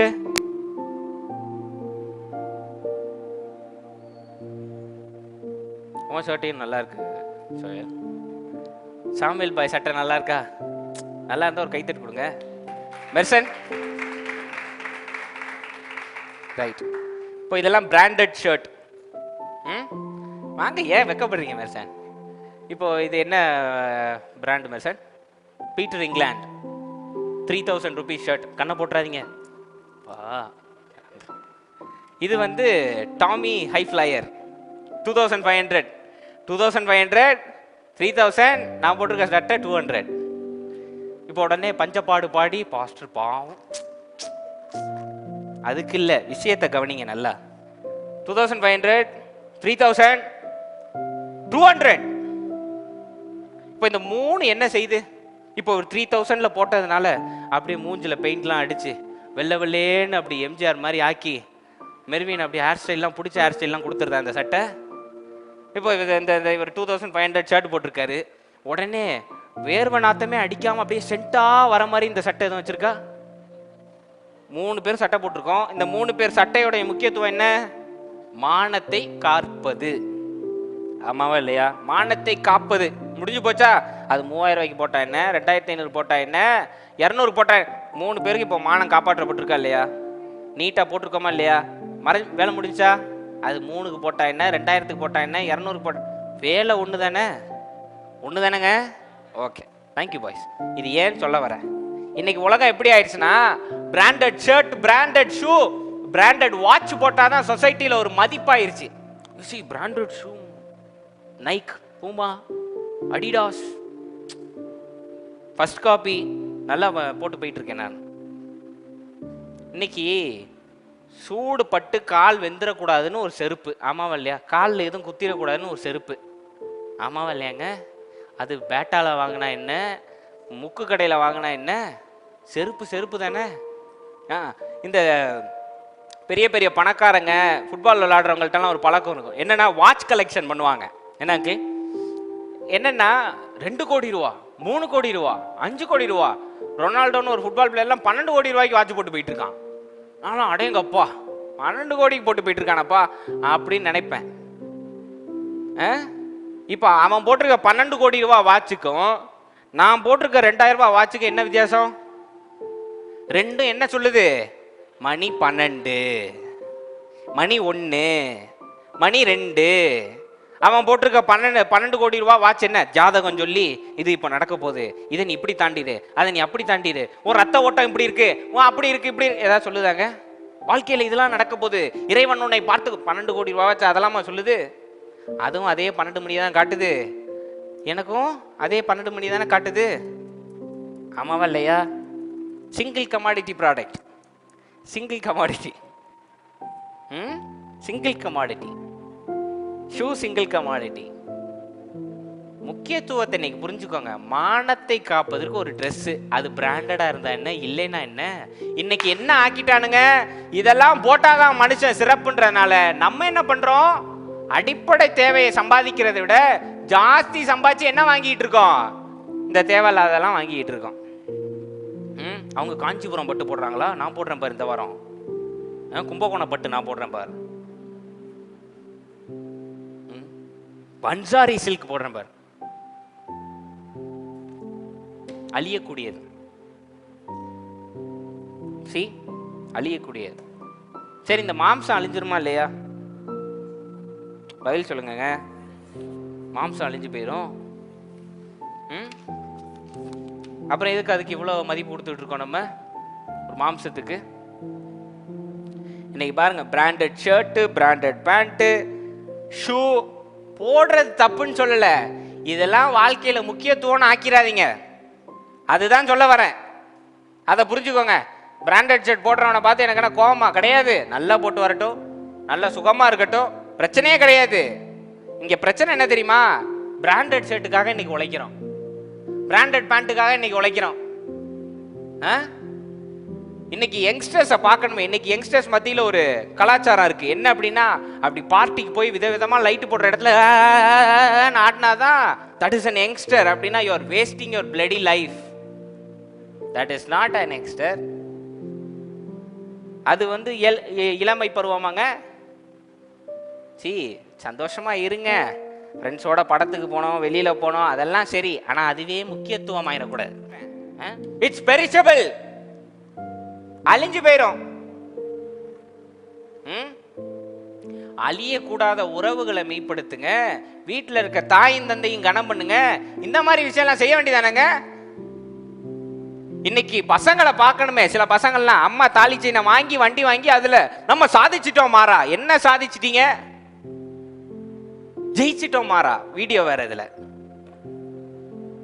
அந்த தாய் எவ்வளவு கஷ்டப்பட்டு இருக்கோம். ஆனா அதே தாய் என்னப்பா ஒரு வண்டி இல்லாம இருக்கே பரவாயில்லமா அப்படின்னு ஜாலியா சந்தோஷமா அந்த தாயோட இருந்தா அது சிறப்பா இல்லையாங்க? சிறப்பா இல்லையா? பதில் சொல்லுங்க. சிறப்பு. ஒன்று சொல்றேனே, இன்னைக்கு நீங்க கஷ்டப்பட்டு எஜுகேஷன் கொடுக்கறத விட உங்க பிள்ளைங்களுக்கு இன்டெலிஜென்ஸ் கொடுங்க, ஞானம் கொடுங்க. அப்பதான் அவன் வயசான காலத்துல உங்களை வச்சு நல்லா பாத்துக்குவான். எஜுகேஷன் கொடுத்தீங்கன்னா கழட்டி விட்டுருவான். என்ன கோபம் வருது உங்களுக்கு? கோச்சுக்கோங்க, அதான் உண்மை.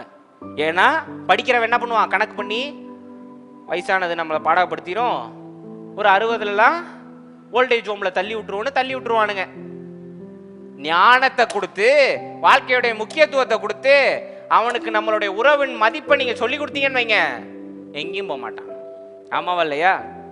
எங்க அம்மா வந்து அவங்களுடைய சின்ன வயசு கதையெல்லாம் சொல்லும் போது எங்களுக்குலாம், நான் இது வரைக்கும் யாரையும் பார்த்து பொறாமப்பட்டதில்லை. நான் பொறாமப்படக்கூடிய ஒரே காரியம் வந்து அவங்க அந்த சின்ன வயசுல சேர்ந்து உட்காந்து சாப்பிட்ட காரியங்கள்.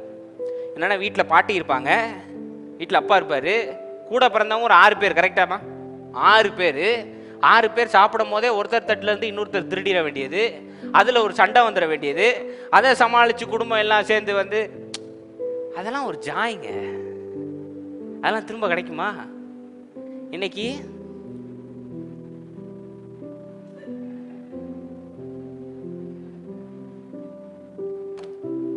இதை பார்ப்போம். இன்னைக்கு இதை எவ்வளவுக்கு வாங்கி கொடுக்குறோம்? 1,70,000 ரூபாய் வாங்கி கொடுத்து இதில் என்ன பண்ணுறோம்?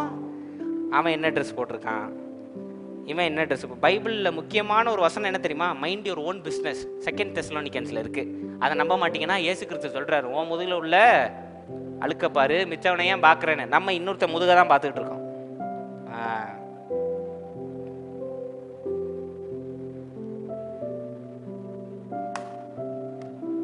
எங்கேயோ அமெரிக்காவில் உட்காந்து அவன் அறுத்துக்கிட்டு இருப்பான், அப்படி ராடு வச்சு, அதை உட்காந்து பார்த்துக்கிட்டு இருப்போம்.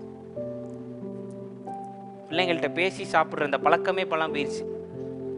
சாப்பாடு தட்டை எடுத்துட்டு அவன் ஒரு முக்கில் குரங்கு மாதிரி இப்படி உட்காந்து பார்த்துட்டு நின்றுட்டு இருக்கான். குடும்பன்ற ஒரு அமைப்புலாம் இன்னைக்கு அவுட்டு, டோட்டலி காலி. அடுத்து இந்த ஃபோனில் நான் பார்க்குறேன், பெண்கள்லாம் இன்னைக்கு உடம்ப காட்டினாதான் மதிப்புனா, அப்படிப்பட்ட மானகட்ட பொழப்பே வேண்டான்றேன் நான். Have some sense.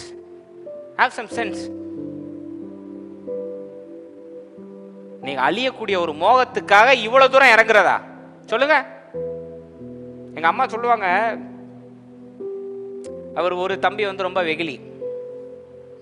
எங்கேயாவது வேடிக்கை பார்த்துட்டே இப்படி சாப்பிட்டுட்டு இருக்கும் போது அவங்களோட இன்னொரு தம்பி ரொம்ப கெட்டிக்காரரு. என்ன பண்ணிடுவார், அங்கே பார்த்து சாப்பிட்டுட்டு இருக்கும் போது இங்கேருந்து 2 நாள் உருவிட வேண்டியது. அவரும் தெரியாமல் தின்னுக்கிட்டு இருப்பார். அப்படிலாம் ஒரு அமைப்பு, உட்காந்து பேசி சிரிச்சு, அதெல்லாம் ஒரு ஜாலியாக இல்லையாங்க? அவங்க சொல்லுவாங்க, இந்த பழைய வயசானவங்களுக்குலாம் அந்த கடைசியில் அந்த சட்டியில் போட்டு சாப்பிட்றது ஒரு விருப்பமாக இருக்கும். உருட்டி கொடுப்பாங்க, அதெல்லாம் கிடைக்குமா சொல்லுங்க? அப்படி உருட்டி அந்த கடைசி சோறு அந்த சட்டியில் ஒட்டி இருக்கிறதோட சேர்த்து அப்படி விரவி தரதெல்லாம் சுவையோ சுவை. ஆமாவா இல்லையா? வீட்டுக்கு போய் இன்னைக்கு உருட்டி கொடுங்க, புருஷரோட சண்டையாக இருந்தாலும் கொஞ்சம் உருட்டி கொடுங்க, வேற எதையும் கலந்து கொடுத்துறாதீங்க. அப்படி உருட்டி கொடுக்கும் போது இவங்க தம்பி என்ன பண்ணிடுவாராம், சாப்பிட்டுட்டு இருக்கும்போது சட்டி ஆச்சிக்கு வை அப்படின்னு அவங்களுக்கு கோவம் வருமா வராதா? வேண்டாமா, இந்த சட்டியே எனக்கு வேண்டாம், அவன் இருக்கும்போது சோறு வைக்க. இந்த மாதிரி ஒரு யதார்த்தமான ஒரு ஜாலி அதெல்லாம் கிடைக்காது. இதுதான் அழியாதது. இன்னைக்கு எங்கள் அம்மா கிட்டத்தட்ட 57 58 58 வயசு. நேற்று அவங்களுடைய அம்மாவுடைய இறந்த நாள். இன்னைக்கு அவங்கள பற்றி பேசுகிறாங்க, அந்த நினைவில் சொல்கிறாங்க, அந்த நல்ல காரியங்களை ஞாபகம் வச்சுருக்காங்கன்னா இதுதான் அழியாதது. இன்னைக்கு நான் என் பிள்ளைங்கள்ட்ட சொல்லணும் இல்லையா, எங்கள் பாட்டி ஒருத்தங்க இருந்தாங்க, அவங்க இப்படிலாம் இருந்திருக்காங்கன்னு ஃபோட்டோ காமிப்பேனா இல்லையாங்க? இதுதான் அழியாதது. இதுதான் நிலைக்கும். எங்கள் அம்மா எவ்வளவோ கதைகள் சொல்லுவாங்க. பக்கத்து வீட்டு மாடியில் அந்த ஓடு மேலே ஏறி போய் மாங்காய் பறிக்கிறது, இது மாதிரி ஏகப்பட்ட சேட்டைகள். அதெல்லாம் இந்த காலத்தில் பார்க்க கூட முடியாது. பரவாயில்ல, நாங்களாம் அது கொஞ்சம் பொழைச்சிக்கிட்டோம். டிவி ஃபோன் கிடையாது, அதனால அந்த தெருவில் விளையாடுறது தான், பிள்ளையார் கோயில் வாசலில் விளையாடுறது தான். உண்மைக்கும் எங்கள் அம்மா இருந்த வீட்டில் கதவு திறந்தா பிள்ளையார் இருப்பார். அப்படி ஒரு இடம், சூப்பரான இடம். சுண்டெல்லாம் போய் அதெல்லாம் சொல்லக்கூடாது, கம்பெனி சீக்ரெட் அதெல்லாம் சொல்லக்கூடாது. கம்பெனி சீக்ரெட் அதெல்லாம் ஒரு ஜாய்ங்க. என்ன தெரிஞ்சாலும் என்ன, உடனே அதை போட்டுட்டு அதெல்லாம் ஒரு சந்தோஷமா இல்லையா? ரொம்ப எங்க வீட்டில் ஒரு நல்ல பழக்கம் இருக்கு. என்னன்னா, வீட்டில் உட்காந்து சாப்பிடும் போது எல்லாரும் ஓட்டி எடுத்து சாப்பிட்றது எங்களுடைய வழக்கம். யார் யார் எப்படி பண்ணா, யார் யார் எப்படி ஜோம் பண்ணா,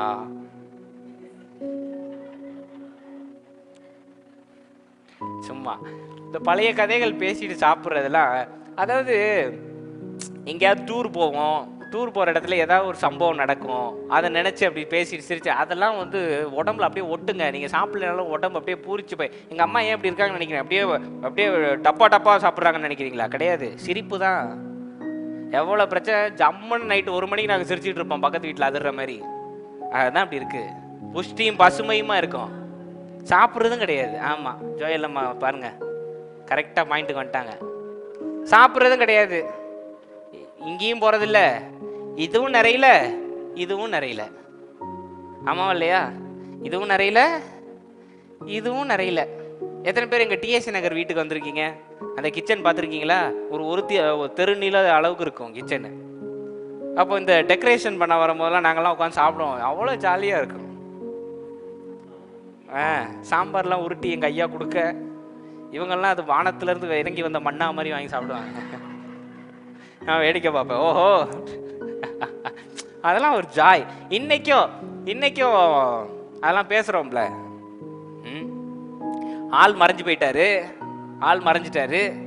ஆனால் இன்றைக்கும் பேசணும். மெர்வின் ஐசக், நாங்கள்லாம் இவ்வளோ ட்ரௌசர் போட்டு ஓடின காலத்துலேருந்து இந்த வயசு வரைக்கும் வளர்ந்துருக்கோம். இப்போ மெர்வின் இன்னும் சில கட்ட காலத்தில் தகப்பன் ஆயிடுவார்.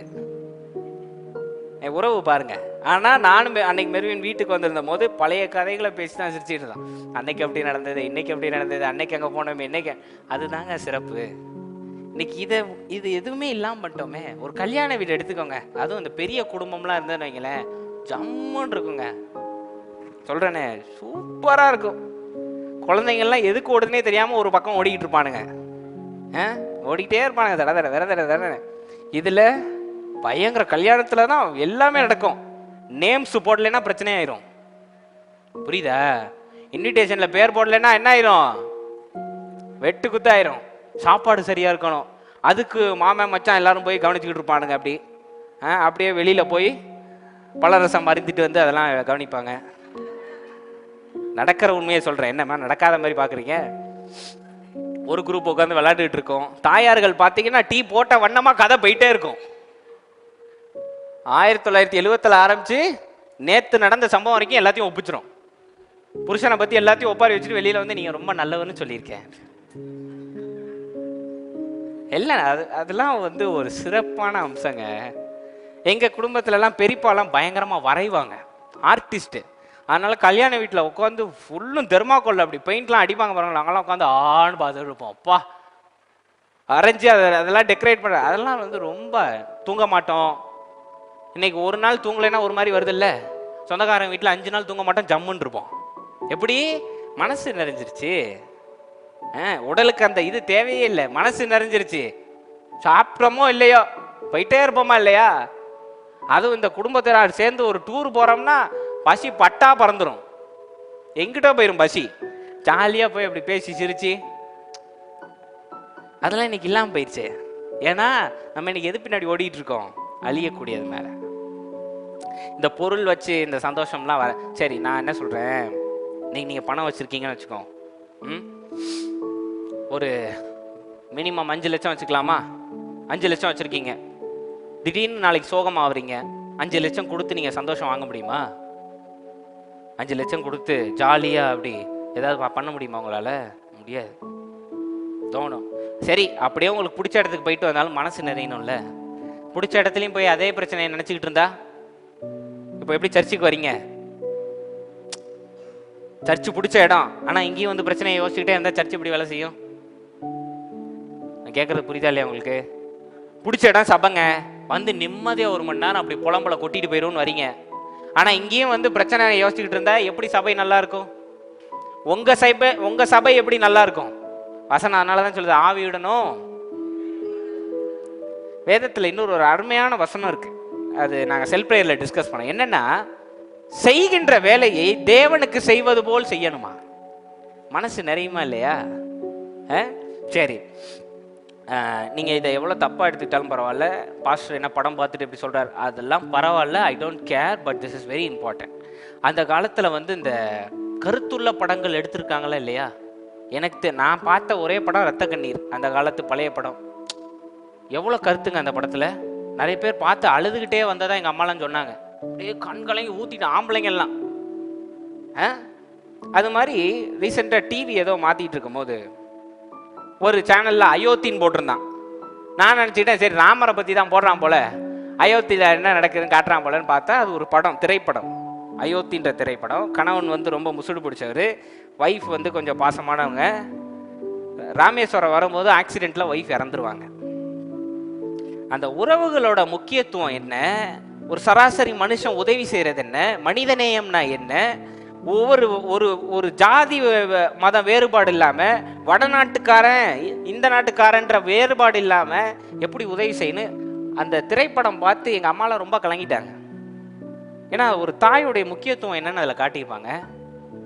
ஒரு மனுஷனா எப்படி உதவி செய்யணும்னு காட்டியிருப்பான். ஒரு கூட பிறந்த சகோதரனா எப்படி நிற்கணும்னு காட்டியிருப்பான். அது எதுவுமே இன்னைக்கு இல்லையே நம்மள்கிட்ட. நமக்கு தேவை இன்னைக்கு ஒரு நிலம், ஒரு வீடு, ஒரு car, settled life. Don't settle please, don't settle. Settle ஆகிட்டிங்கன்னா அதுக்கப்புறம் வாழ்க்கை போர் அடிச்சிருமா இல்லையா? அடிச்சிருமா இல்லையாங்க? கவனிச்சிருக்கீங்களா? ஒரு 40 வருஷம் சர்வீஸில் இருக்கிறவங்களாம் ரிட்டையர் ஆனதுக்கப்புறம் ஒரு மாதிரி ஆயிடுவாங்க. அவங்களால வீட்டில் இருக்க முடியாது. ஆமாவா இல்லையா? செட்டில் ஆகிறதுலாம் சரிப்பட்டே வராது. இங்கேயாவது ஆண்டவர் செட்டில் இன் யுவர் லைஃப் அப்படின்னு இருக்காரா? பைபிளோட பெரிய ஒரு மோட்டோவே என்னன்னா, கண்டு விசுவாசிப்பதை விட காணாததை விசுவாசிச்சுட்டு போயிட்டே இரு அப்படின்றாரு. இன்னைக்கு உறவுகளோட முக்கியத்துவத்தை மெய்ப்படுத்துங்க. மதிப்பு வந்து சரியான இடத்துல வைங்க. அழியாத அன்பு மேல வைங்க, விசுவாசம் மேல வைங்க, பரிசுத்தம் மேல வைங்க. இந்த மாம்சத்துக்கு தேவைகள் இருக்கதான் செய்யுது, மோகம் இருக்கதான் செய்யுது, இச்சை இருக்கதான் செய்யுது. அது ஒரு காலகட்டத்துக்கு மேல நிலைக்காது. புரியுதா நான் சொல்றது? ஒரு நாள் சந்தோஷப்படுத்தும், 2 நாள் சந்தோஷப்படுத்தும். இன்னைக்கு கணவன் மனைவி ரொம்ப வருஷம் சேர்ந்து இருக்காங்கன்னா என்னங்க இந்த மாம்சத்தோட இச்சைன்னு நினைக்கிறீங்களா? அன்பு. அன்பு படத்துல காமிக்கிற மாதிரி அப்படி கிஃப்ட் வாங்கி கொடுத்து கிஃப்ட் வாங்கினா அது லவ் ரொமான்ஸ் கிடையாது. சண்டை போட்டாலும் சாப்பிடுங்க அப்படின்னு கறியை அள்ளி வச்சு கொடுக்குது, அதாங்க ரொமான்ஸு, பீக் ரொமான்ஸ். அதெல்லாம் என்னங்க சிரிக்கிறீங்க? உண்மைக்கு ஜோயல் உனக்கு தெரியாதுல்ல, அதனால சொல்றேன். பீக் ரொமான்ஸ் அதெல்லாம். 1000 சண்டை இருக்கும் கணவனுக்கும் மனைவிக்கும், வெளியில வந்தா ஆண்டவன் மாரே அப்படின்னு கும்பிடும். ஆமாவா இல்லையா? இன்னைக்கு 1000 தான் ஆச்சு, நம்மள்ட்ட கம்ப்ளைண்ட் பண்ணலாம். வெளியிலேயே சாப்பிடுது, வெளியிலேயே போயிட்டு வருதுன்னு சொல்லலாம். நானா சொல்லலை, அவங்க சொன்னதை நான் சொல்றேன். சொல்லலாம். எங்கேயாவது விட்டு கொடுத்து பார்த்துருக்கீங்களா? ஒரு நாள் எஸ்தரம்மா என்ன பண்ணுங்க, இப்படி கம்ப்ளைண்ட் பண்ணும்போது நீங்க திட்டி பாருங்க, அவரை ஏமா போட்டு வெளியே அனுப்பி விடுங்கம்மா அப்படின்னா உங்களை செஞ்சிருவாங்க. விட்டு கொடுக்கவே மாட்டாங்க. விட்டு கொடுக்கவே மாட்டாங்கன்னு சொல்றேன். எங்க தாயார் இருக்காங்க பாருங்க, அவ்வளோ பெரிய சம்பவம் பார்த்துட்டோம், இன்னும் விட்டு கொடுக்க மாட்டாங்க. இந்த சாரதி ஒருத்தர் இருக்காரு, பார்த்துக்கிட்டு இருக்க எங்க சகோதரி இருக்காங்க, பாருங்கங்க தப்பு பண்ணியிருக்காருன்னு எடுத்து காட்டினாலும் பிரதர் தான், கணவர் தான், சார் தான். இளங்கொண்ட பேசி ஜெயிக்க முடியாது, நாங்கள் ஒத்துக்குவோம். சார் நல்லவர் தான், ஆளை விடும் ஐயா. ஏன்னா அன்புங்க, அன்பு. எங்க அப்பா இளங்கொண்டன் கொடுத்த பணமோ சேலரியோ கிடையாது. என்னைக்காவது ஒரு நாள் இளங்கொண்ட சோகமா இருந்திருப்பாரு, தோல்ல தட்டி பயப்படாத ஆண்டவர் எல்லாம் பார்த்துக்குவாரு, அந்த ஒரு வார்த்தை. ஏன்னா உலகமே அழிந்து போனாலும் வார்த்தை அழிந்து போவாது. அழியாததை பேசுறதுனால இன்னைக்கு ஏற்படுகிற அந்த உறவுகள் இருக்கு பாருங்க, கோடி கொடுத்தாலும் அதெல்லாம் கிடைக்காது.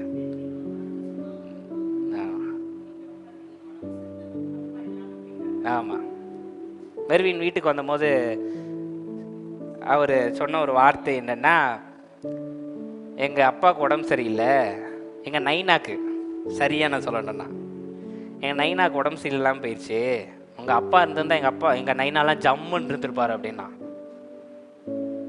எங்க அப்பா நிறைய செய்யணும் மார்ட்டின் அங்கிளுக்கு, அதனால அந்த பாசம் இருக்கு பாருங்க, ஜெம், விலை மதிப்பில்லாதது உறவுகள். இன்னைக்கு அதை முக்கியத்துவப்படுத்துங்க. ஏன் இன்னைக்கு வாழ்க்கையை போட்டு ரொம்ப அப்படியே ரஷ் பண்றீங்க? I'm seeing people. நான் சொன்னேன் அந்த திரைப்படம், அதுல ஒரு பாட்டு ஒண்ணுல வரும், பக்கத்துல இருக்கும் போது உன் அருமை தெரியல, உன் அருமை தெரியும் போது நீ பக்கத்துல இல்லை அப்படின்னு வரும். உறவோட முக்கியத்துவத்தை புரிஞ்சுக்கோங்க. இன்னைக்கு நீங்க புரியுற நேரம் அந்த ஆள் இல்லைன்னு வைங்களேன், யார்கிட்ட நீங்க அன்பு செலுத்துவீங்க? சொல்லுங்க. நீ உறவுகளுக்குள்ள 1000 மிஸ் அண்டர்ஸ்டாண்டிங் இருக்கும். ஆமா இருக்கும். ஒரு வார்த்தை வேறுபாடு இருக்கும், ஒரு கோபம் இருக்கும், ஒரு எரிச்சலை காட்டியிருப்பீங்க, அதனால ஒரு மிஸ் அண்டர்ஸ்டாண்டிங் இருக்கதாங்க செய்யும். ஆனா ஏதாவது ஒண்ணுன்னா அந்த குடும்பம் தானங்க நிக்கிது. முதல்ல எங்க அப்பா இருந்த வரைக்கும் எங்க குடும்பத்திற்கும் எங்க குடும்பத்தினருக்கும் அவ்வளோ மிஸ் அண்டர்ஸ்டாண்டிங். ஆனா எங்க அப்பா இறந்தாருன்னு ஒரு ஃபோன் தான், 1.5 வாரம் 2 வாரம் எல்லாரும் எங்க வீட்டில் தான் இன்னுமே ஃபோன் பண்ணி என்னன்னு கேட்பாங்க. எனக்கு ஏதாவது ஒன்று வேணும் அப்படின்னா ஒரு ஃபோன் கால் போதும் எங்க பெரியமாக்கு, அடுத்த நிமிஷம் அது என் பேங்க் அக்கௌண்ட்ல இருக்கும். எதனால? மாறி மாறி ஏதோ பில்டிங் கட்டி கொடுத்துக்கிட்டோம், பணம் மாற்றுதல் செஞ்சிட்டோம்னா உறவுங்க, உறவு முக்கியத்துவப்படுத்துங்க. இன்னைக்கு நீ எல்லாம் இருக்கீங்க, உங்களுக்கு எனக்கு எந்த சம்மந்தம் கிடையாது. நான் பாஸ்டர், நீங்கள் சர்ச் மெம்பர்ஸ். ஆனால் அதையும் தாண்டி ஒரு உறவு ஏற்படுதில்ல, அதெல்லாம் விலை மதிப்பு இல்லாதது. அலெக்சாண்டர் அங்கிள்லாம் எங்களை பெரியப்பா லிஸ்ட்டில் ஒருத்தர். அலெக்சாண்டர் அங்கிள், நாங்கள் பாஸ்டர் பிலீவர், அதை தாண்டி எங்களுக்கு ஒரு உறவு இருக்கு. ஞானதாஸ் அங்கிள் இருக்காங்க, சகாயாச்சி இருக்காங்க. உறவுகள் இன்னைக்கு எவ்வளோ முக்கியம் பாருங்க. வாழ்க்கையில் முக்கியத்துவப்படுத்துங்க. ஒருத்தர் இறந்ததுக்கு அப்புறம் அதை பற்றி பேசி பிரயோஜனம் கிடையாது. ரெண்டாவது, இன்னொரு இந்தியாவில் ஒரு பெரிய பழக்கம் என்னன்னா, என்ன பெரிய சண்டையா இருந்தாலும் அவர் எதிரியாவே இருந்தாலும் இறந்தா ஆளா போய் நிக்கணும், சாவுக்கு போயிடணும். கரெக்டா நான் சொல்றது? ஏன்னா அவன் செய்யறது தீங்கு தீட்டு அது அந்த அந்த வழிபாடு எப்படி வந்தது தெரியுமா உங்களுக்கு?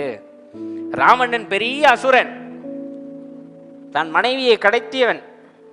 ஆனா அவன் இறந்த போது நான் இவனை கொன்னுட்டேன், நான் இவனை இது பண்ணிட்டேன், ஆர்ப்பரிப்போம் கொண்டாடுவோம்லாம் ராமர் கொண்டாடல. அவனும் ஒரு நல்ல சோல், தவறான எண்ணங்கள் நல்ல வரி மாறிட்டான். இன்னைக்கு நம்ம அதை இன்னைக்கு கடைபிடிச்சிட்டு வரோமா இல்லையா? செய்த செயல்கள் தவறு. இன்னைக்கெல்லாம் நான் அதான் சொல்லுவாரு, அப்பா செய்த சில விஷயங்கள் தவறு தான், ஆனா அவர் நல்ல மனுஷர்.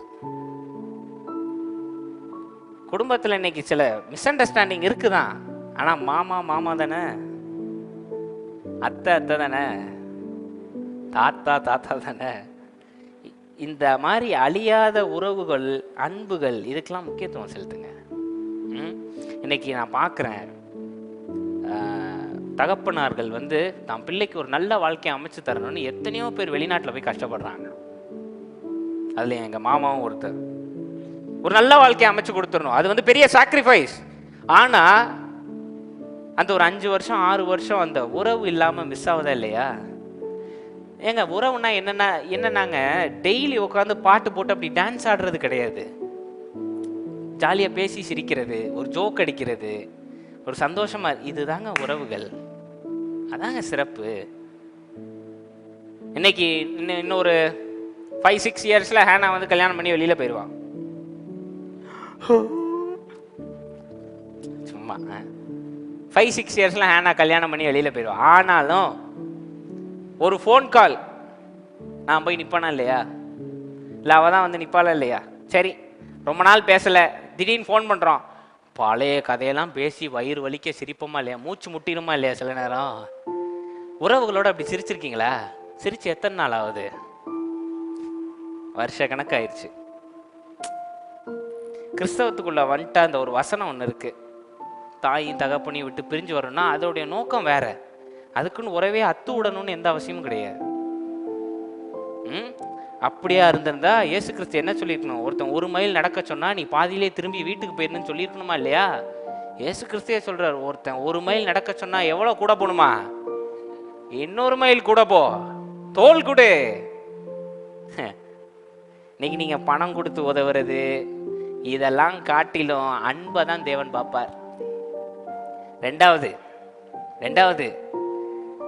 ஹிந்துஸ் பூஜை செய்கிறதா இருக்கட்டும், பிரார்த்திச்சு பரிகாரம் செய்கிறதா இருக்கட்டும், கிறிஸ்தவர்கள் வேளாங்கண்ணி முன்னாடி நடக்கிறதா இருக்கட்டும், தேவன் அதை பார்க்க மாட்டார். உடல்ல என்ன பண்றீங்கன்னு பார்க்க மாட்டார். இந்த உடல் வலியும் தாண்டி நீ பக்தியா இருக்கியான்னு மனசுக்குள்ளதான் பார்க்கிறார். அந்த பக்திக்கு தான் பதில் தரார். அழியக்கூடாதது, அழியாதது, அதை தேடுங்க. இன்னைக்கு அது இருந்துச்சு. நான் இன்னைக்கு சொன்னதை நல்லா மனசுல வச்சுக்கோங்க. வாழ்க்கைக்கு தேவையான 3 முக்கிய பொருளும் ரொம்ப சாதாரணமான ஒரு பணத்துல சம்பாதிச்சு வாழ்ந்துடலாம். இந்த மாதிரி உறவுகளை மெய்ப்படுத்துங்க. நல்ல உறவுகளை கொண்டாடுங்க, நல்ல நண்பர்களை கொண்டாடுங்க. நண்பருக்கு ஒரு பிரச்சனை, பணம் கொடுக்க முடியலையா, தோல் கொடுங்க. பணம் கொடுத்து ஏமாந்துட்டீங்களா, விடுங்க. நீங்க இழந்ததா தேவன் திரும்ப தருவார். நீங்க பழி வாங்காதீங்க. பழி வாங்குவது கர்த்தருடையது, அது அவர் பார்த்துக்குவாருங்க. இன்னைக்கு ஒருத்தன் அரைஞ்சானா திரும்ப அரையணுன்றது அவசியமே இல்லை. அரைகிறது அவன் தருமம், அமைதியா போறது ஏன் தருமம். விதைத்தவர்கள் அதன்படி அறுப்பாரு. சரியா நான் சொல்றது? அதனால இன்னைக்கு உறவுகளை மெய்ப்படுத்துங்க, அன்பு செலுத்துங்க, அரவணைங்க. வேறுபாடெல்லாம் தயவுசெய்து பார்க்காதீங்க. எங்க ஆண்டி வருவாங்கல்ல, சகோதரி, அவங்க இப்ப யூடியூப்ல பார்த்துட்டு இருப்பாங்க. எங்களுக்குள்ள இந்த பணம் விஷயத்தை தாண்டி எங்களுக்குள்ள ஒரு பெரிய உறவு இருக்கு. ஒரு நற்சொற்கள். நான் ரொம்ப சோகமா இருந்தா என்னை மோட்டிவேட் பண்றதே ஆண்டி தான். விடுஜான், எதுவா இருந்தாலும் பார்த்துக்கலாம், போற வரைக்கும் ஓட்டும். அவங்க சொல்ற ஒரு வார்த்தை எனக்கு ரொம்ப பிடிக்கும், இதுவும் கடந்து போகும். அவங்க என்கிட்ட அதுதான், நான் சோகம் ஆயிட்டாலே அதான் சொல்லுவேன், இதுவும் கடந்து போகும். அதனால இதெல்லாம் நீ பெருசா பேசாத. இன்னைக்கு உறவுகள் எவ்வளவு முக்கியத்துவம். தாய் மகள், அந்த உறவை யாராலும் திரும்ப கொடுக்க முடியுமா? முடியுமான்னு கேக்குறேன். தந்தை மகள் உறவு எவ்வளவு பெரிய உறவு தெரியுமா? கொடுக்க முடியாது. கணவன் மனைவி உறவு. இன்னைக்கு படத்துல தமன்னா நயன்தாராலாம் பார்த்துருச்சு, என் மனைவி இப்படிலாம் வெளி தோற்றம் வீண். எத்தனை நாள் அந்த மோகம் இருக்கும் உங்களுக்கு? வெறுத்து போயிடும். இன்னைக்கு மனைவி மேக்கப் போடுறாங்க, நல்ல ட்ரெஸ் பண்றாங்க, இதெல்லாம் சரி. மேக்கப் போட்டு எரிஞ்சு விழுறவங்களா இருந்தா அந்த வாழ்க்கை நல்லா இருக்குமா? அதாவது இப்போ சிட்னி பிரதர் யுக்ரைன்ல இருந்து பொண்ணை இறக்கிட்டாப்ல. எந்த நாட்டுல இருந்து? உக்ரைன்ல இருந்து. வெள்ளை வெள்ளைன்னு கில்னா ரத்தம் வர மாதிரி பொண்ணை இறக்கிட்டாரு. அவ்வளோ அழகான பொண்ணு, லிப்ஸ்டிக்லாம் போட்டு வந்துச்சுன்னா ஆணு அப்படி இருக்கு. ஆனால் அந்த பொண்ணு அன்பு செலுத்தலைன்னு வைங்களேன், அந்த வாழ்க்கை நல்லா இருக்குமா? நல்லா இருக்குமான்னு நான் கேட்குறேன். ஆனால் இன்னைக்கு அழகை பார்க்காம மனசு நிறைஞ்சி கவனிக்கிறாங்கன்னு வைங்களேன், சிறந்த வாழ்க்கை அதுதான். அவ்வளோதான், முடிஞ்சு. அதுதான் முக்கியம். அதுதான் தேவன் சொல்றாரு, மனுஷன் பார்ப்பது போல தேவன் பார்ப்பதில்ல, மனுஷன் வெளி தோற்றத்தை பார்க்கின்றான், தேவனோ. அதனால இந்த கோபம், இச்சை, எரிச்சல் இதெல்லாம் மாம்சத்திலிருந்து அழியக்கூடிய பொருட்கள்னால வருது. இன்னைக்கு ஏங்க கோபம் வருது? ஒரு பொருள் கிடைக்காதனால கோபம் வருது, நம்ம எதிர்பார்த்தது நடக்காதனால கோபம் வருது. இதெல்லாம் அழியக்கூடியதுல இருந்து வருது. அழியாததுல இருந்து என்ன பாஸ்டர் வருதுன்னா, சாந்தம், பொறுமை, கிருபை, அன்பு, தயவு, மன்னிப்பு, நீடிய பொறுமை, நற்குணம் வந்துருச்சா இல்லையா? 9 கனியும் உள்ள. சரி, ஒரு 3 வசனம் மட்டும் வாசிப்போம். இன்னைக்கு டைம் ஆனாலும் பரவாயில்ல, உறவுகள் முக்கியம். வாசிக்க மத்தேயு 6:19-21. மத்தேயு 6:19-21. பூமியிலே உங்களுக்கு பொக்கிஷங்களை சேர்த்து வைக்க வேண்டாம், இங்கே பூச்சியும் துருவும் அவைகளை கெடுக்கும். கேட்டுக்கிட்டீங்களா? 1 கோடி ரூபாய் வீடு வாங்கினாலும் 6 அடி மண்ணு தான். வாசிங்க. இங்கே திருடரும் கண்ணமிட்டு திருடுவார்கள். பரலோகத்திலே உங்களுக்கு பொக்கிஷங்களை சேர்த்து வையுங்கள். பரலோகத்திலே பொக்கிஷங்களை சேர்த்து வையுங்கள். அங்கே பூச்சியாவது துருவாவது கெடுக்கிறதும் இல்லை, அங்கே திருடர் கண்ணமிட்டு திருடுகிறதும் இல்லை. உங்கள் பொக்கிஷம் எங்கே இருக்கிறதோ அங்கே உங்கள் இருதயமும் இருக்கும். அல்லேலூயா, ஆமென். குயிக்காக ஒரு எக்ஸாம்பிள் நான் கொடுத்துட்றேன். பாருங்க, எனக்கும் அலெக்சாண்டர் அங்கிளுக்கும் ஒரு பெரிய உறவு, சரிங்களா?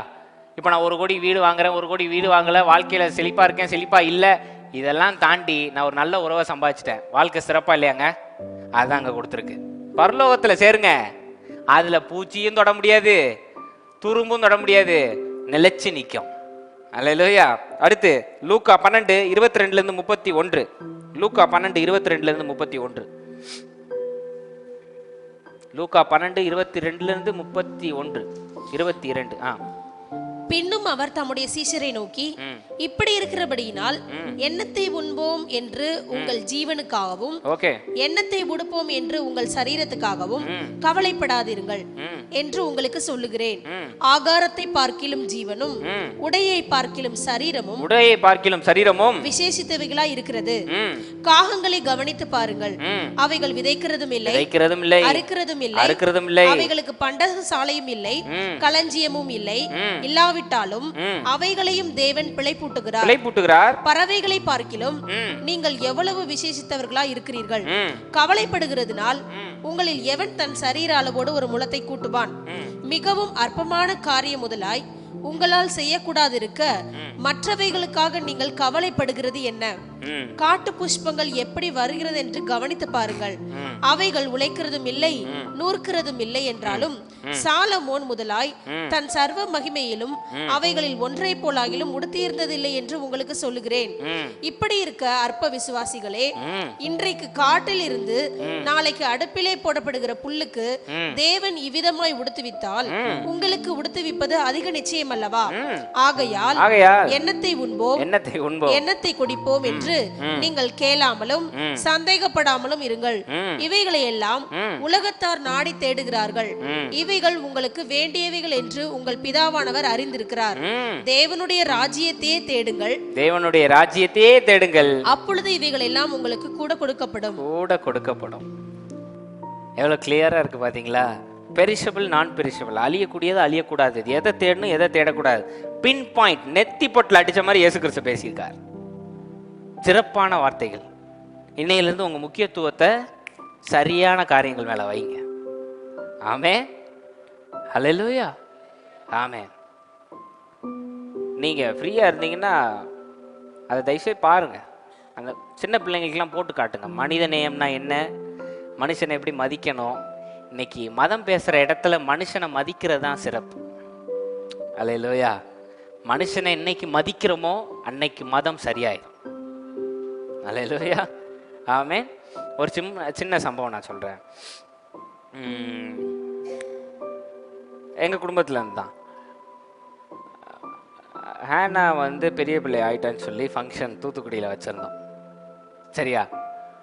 அப்போது பெரியம்மா பையன், எங்கள் அம்மாவோட மூத்தவருடைய பையன், அவர் கொஞ்சம் சூழல் சரியில்லை, கொஞ்சம் கடுமையான பாதையை தாண்டி வந்துட்டு இருந்தார். ஆனால் அந்த ஃபங்க்ஷன் வச்சும் போது தான் ஒரு சிறு பிள்ளை போல் ஹேனா கீழே உட்காந்து காலை எடுத்து வச்சு தன்னால் முடிஞ்ச ஒரு கொலுசு ஒன்று போட்டாருங்க. ஹலோ, கொலுசு ஒன்று போட்டார். இப்போ அவர் கொலுசு போட்டாரா, மோதிரம் போட்டாரா, அதெல்லாம், ஆனால் தன்னால் முடிஞ்சதை அந்த உறவை மதித்து ஒன்று செய்கிறாரு பாருங்க. கிஸ். அவர் கொஞ்சம் ஹெஃப்டியாக இருப்பார், நல்லா ஹைட் அண்ட் வெயிட்டாக இருப்பார். சிறு பிள்ளையை போல் உட்காந்து பிள்ளையை மதித்து, அதெல்லாம் வந்து உறவுகளில் நடக்கின்ற ஒரு சிறப்பான காரியம். ரீசெண்டாக நான் இன்னொரு திரைப்படம் பார்த்தேன். ஒருத்தன் எல்லாத்தையும் இழந்துருவான் வீட்டையே, ஆனால் ஒரு உறவு ஒன்றை சம்பாதிச்சதுனால அவன் வாழ்க்கையே சிறப்பாக இருந்ததுன்னு காட்டியிருப்பானுங்க. இன்னைக்கு சரியான உறவுகள், சரியான அன்பு, இது எல்லாத்தையும் சம்பாதிச்சிட்டிங்கன்னு வைங்களேன், உங்களோட பணக்காரன் வேற யாரும் இல்லை. நான் திரும்ப சொல்கிறேன், உறவுகள், அன்பு, விசுவாசம், பரிசுத்தம், இவையை சம்பாதிச்சிட்டிங்கன்னா உங்களை விட பணக்காரன் யாரும் அல்ல. அல்லேலூயா. ஆமென். இயேசு கிறிஸ்து இதெல்லாம் சொல்லிட்டு அவன்கிட்ட சொல்லுவார், இதெல்லாம் செஞ்சுட்டு சிலுவையை எடுத்துக்கொண்டு என் பின்னே வா அப்படின்னு. அவர் சொல்லும் போது சொல்லுவார், இதெல்லாம் விற்று தரித்திரருக்கு கொடுத்துரு அப்படின்வார். யாருக்கா சாப்பாடு கொடுத்து சாப்பிட வச்சு பார்த்துருக்கீங்களா? பார்த்துருக்கீங்களா? அதில் கிடைக்கிற சந்தோஷம் காசு கொடுத்தா கிடைக்குமா? இன்னைக்கு ஒரு பசி பயங்கரமாக இருக்குன்ற ஒருத்தர், அப்படியே மயங்கி உழுதுற ஒருத்தருக்கு சாப்பாடு கொடுத்துட்டீங்க. அவர் சாப்பிட்டுட்டு மனசார ஆசீர்வதிப்பார் தெரியுமா? அவர் எப்படி இன்னைக்கு மனுஷங்க ஆசீர்வச்சு நீங்கள் பார்த்துருக்கீங்களா? ரொம்ப நன்றிங்க, அதெல்லாம் கிடையாது. தெய்வமாக வந்து எனக்கு சோறு கொடுத்தீங்க, தெய்வம் போல எனக்கு உதவி செஞ்சீங்க, சரியான நேரத்தில் தெய்வமாக வந்து இங்கே நின்னீங்க, சொல்லுவாங்களா இல்லையா? சொல்லுவாங்களா இல்லையாங்க? அதை சம்பாதிச்சிட்டீங்க. அடுத்த ஒரு 10 நிமிஷம் கழிச்சு ஒருத்தர் 10 கோடி ரூபா கொடுக்குறாரு. எதுங்க பெருசா இருக்கும்? அந்த சந்தோஷம் இருக்கு பாருங்க. அவர் அப்படியே அந்த பசியில சாப்பிட்டு அந்த ஒரு வேகம், ஒரு நிம்மதி, மனிதநேயம் காப்பாற்றப்படுதுன்ற ஒரு நம்பிக்கையில் அவர் சாப்பிடுவார் பாருங்க. கோடி கொடுத்தாலும் அதெல்லாம் வராது. ஆமென். அதனால இந்த மாதிரி காரியங்கள்லாம் சரி. அந்த சிலுவையை சுமந்து கொண்டு வாருவார்ல, இதுக்கும் சிலுவைக்கு என்ன பாஸ்டர் சம்பந்தம் அப்படின்னா, சிலுவை வந்து உங்களுக்கு ரட்சிப்பை குறிக்கிறது கிடையாது, சிலுவை வந்து சாவை குறிக்கிறது. கரெக்டா நான் சொல்றது? ஆமாண்ணா ஆமா சொல்லுங்க. ஆமா.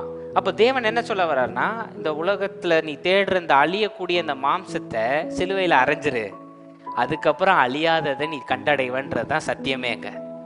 ஆமேன். இன்னைக்கு அதை தான் தேவன் உங்கள்கிட்டையும் சொன்னார். சிலுவையை சுமந்து கொண்டு வானா, கிறிஸ்தவனா நான் போய் ட்ராக்ஸ் கொடுக்கணும், ஊழியம் செய்யணுன்றது கிடையாது. மத்தேயு 7 அப்படி ஊழியம் செஞ்சவங்கள தேவன் யாருன்னு கேட்பேன்னு சொல்லியிருக்கார்.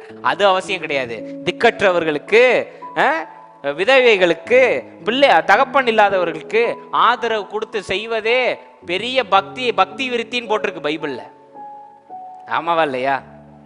பக்தி, அதுதான் பக்தி. அதை செய்யும் பொழுது நீங்க அழியக்கூடிய அந்த மாம்சத்தை புதைச்சு அழியாததை சொத்து சேர்த்துட்டீங்கன்றதான் அர்த்தம். ஆமேன். அல்லேலூயா. நீங்க நினைக்கிறீங்களா அந்த ரங்கத்துல வந்து பரிசுகள்னா என்ன மூட்டை மூட்டையா ஆண்டவர் தங்கப்பெட்டி வச்சிருக்காருன்னு? இல்ல. இந்த சந்தோஷம், சமாதானம், தைரியம், கிருபை, விசுவாசம். இன்னைக்கு நீங்க எல்லாரும் இன்னைக்கு இருக்கீங்க, ஒரு புரிதலுக்கு வந்து உங்க விசுவாசம் முற்றிலும் தேவன் மேல போட்டீங்க. சாப்பாடை குறித்து கவலைப்படுவீங்களாங்க? டைம் ஆனாலும் எப்படி உட்கார்ந்துருப்பீங்க? போஷிக்கிறவர் போஷிப்பார், விதைத்தவர் தண்ணீர் ஊற்றுவார். ஆமாவா இல்லையா? அதே மாதிரி அனுப்பி வைப்பாரா இல்லையா? அதுதாங்க வேணும். இன்னைக்கு அழியாத இந்த மாதிரி காரியங்கள் இன்னைக்கு சேர்க்க ஆரம்பிங்க. வேல்யூ சிஸ்டம் இன்னைக்கு கரெக்ட் பண்ணுங்க. உலகம் என்ன வேணாலும் சொல்லட்டும், உலகம் மதிக்காம போனுச்சுன்னா போட்டுங்க. இன்னைக்கு நான் அந்த சட்டையை போட்டு போறேன், ஒரு 4 பேர் என்ன 200 ரூபாய்க்கு எனக்கு கவலையே கிடையாது, என் மானம் காக்கப்பட்டுருச்சு, வேலை முடிஞ்சுச்சு, சட்டை போட்டிருக்கேன், அவ்வளவுதான், முடிஞ்சா இல்லையா?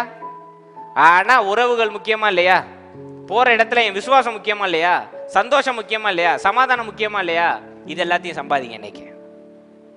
ஆமே, இது எல்லாத்தையும் சம்பாதிச்சு உங்க சொத்தை விலை மதிப்பு இல்லாததா மாத்திருங்க. ஆமேன். ஏன்னா தேவனுடைய ராஜ்யம் எப்படி இருக்கு? சந்தோஷம், சமாதானம், தைரியம், கிருபை, பரிசுத்தம், அழுகை கிடையாது, சோகம் கிடையாது, துக்கம் கிடையாது. ஏன்னா இது எல்லாம் அழியக்கூடிய மாம்சத்திலிருந்து வருகின்றது. தேவன் பேசுகிறது அழியாத காரியங்களை பற்றி. இன்னையிலிருந்து உண்மையான அன்பு, சந்தோஷம், சமாதானம், மன்னிப்பு, கிருபை, தயவு, உறவுகள், இது எல்லாவற்றையும் மதிக்க ஆரம்பிங்க. அதுக்கு கவனம் செலுத்துங்க, அதை முக்கியத்துவப்படுத்துங்க. ஆமென். அல்லேலூயா. ஒரு நாள் 200 ரூபா கூலி வாங்கினாலும் மனசு நிறைஞ்சிருச்சுன்னு வைங்களேன், 200 ரூபா போதும். புரியுதா உங்களுக்கு? நம்ம இன்னைக்கு அழியக்கூடியது மேல கவனம் செலுத்துறதுனால தான் போட்டி, பொறாமை, கொலை, கொள்ளை, அவனுக்கு மேல வரணும், இவனுக்கு மேல வரணும், சொத்து சேர்க்கணுன்ற பிரச்சனை வருது. இங்க 200 ரூபா வாங்கினாலும் மனசு நிம்மதியா இருக்குன்னு வைங்க, சிறப்பான காரியம். அல்லேலூயா. கிராமத்துக்கெல்லாம் போய் இந்த கயிறு கட்டல்ல படுத்து தூங்கியிருக்கீங்களா? வானத்தை பார்க்க செஞ்சிருக்கீங்களா? செஞ்சவங்க ஒரு ஆமேன்னு சொல்லுங்க. அது மாதிரி சுகம் ஏசி ரூம்ல கிடைக்குமாங்க? கிடைக்கவே கிடைக்காது. இன்னைக்கு நாங்கள் எங்கள் வீட்டில் ஏசி ரூம், பெட்ரூம் வச்சுருக்கோம். எங்கள் அம்மா படுத்தும் தூக்கம் வராது, ரொம்ப நேரமாக தூங்க மாட்டாங்க. எங்களுக்கும் கொஞ்சம் நேரம் அப்படி வராதுன்னு வச்சுக்கோங்களேன். ஆனால் இந்த கயிறு கட்டல்ல என்ன மாயமோ தெரியல, போய் படுத்த உடனே வாய் பிளந்துருதா இல்லையா? பிளந்துருதா இல்லையா? இந்த இயற்கை எல்லாம் உங்களுக்கு தாங்க படைச்சு வச்சிருக்காரு. அனுபவிங்க, அனுபவிங்க. பறவைகளை பாருங்க, வானத்தை ரசிங்க, சூரியன் எழுந்திரிச்சு வரதை ரசிங்க, எல்லாத்தையும் ரசிங்க. அழிவில்லாத இந்த சந்தோஷத்தை தேடுங்க. அல்லேலூயா. ஆமென். கண்களை மூடுங்க, நாம் ஜெபிப்போம்.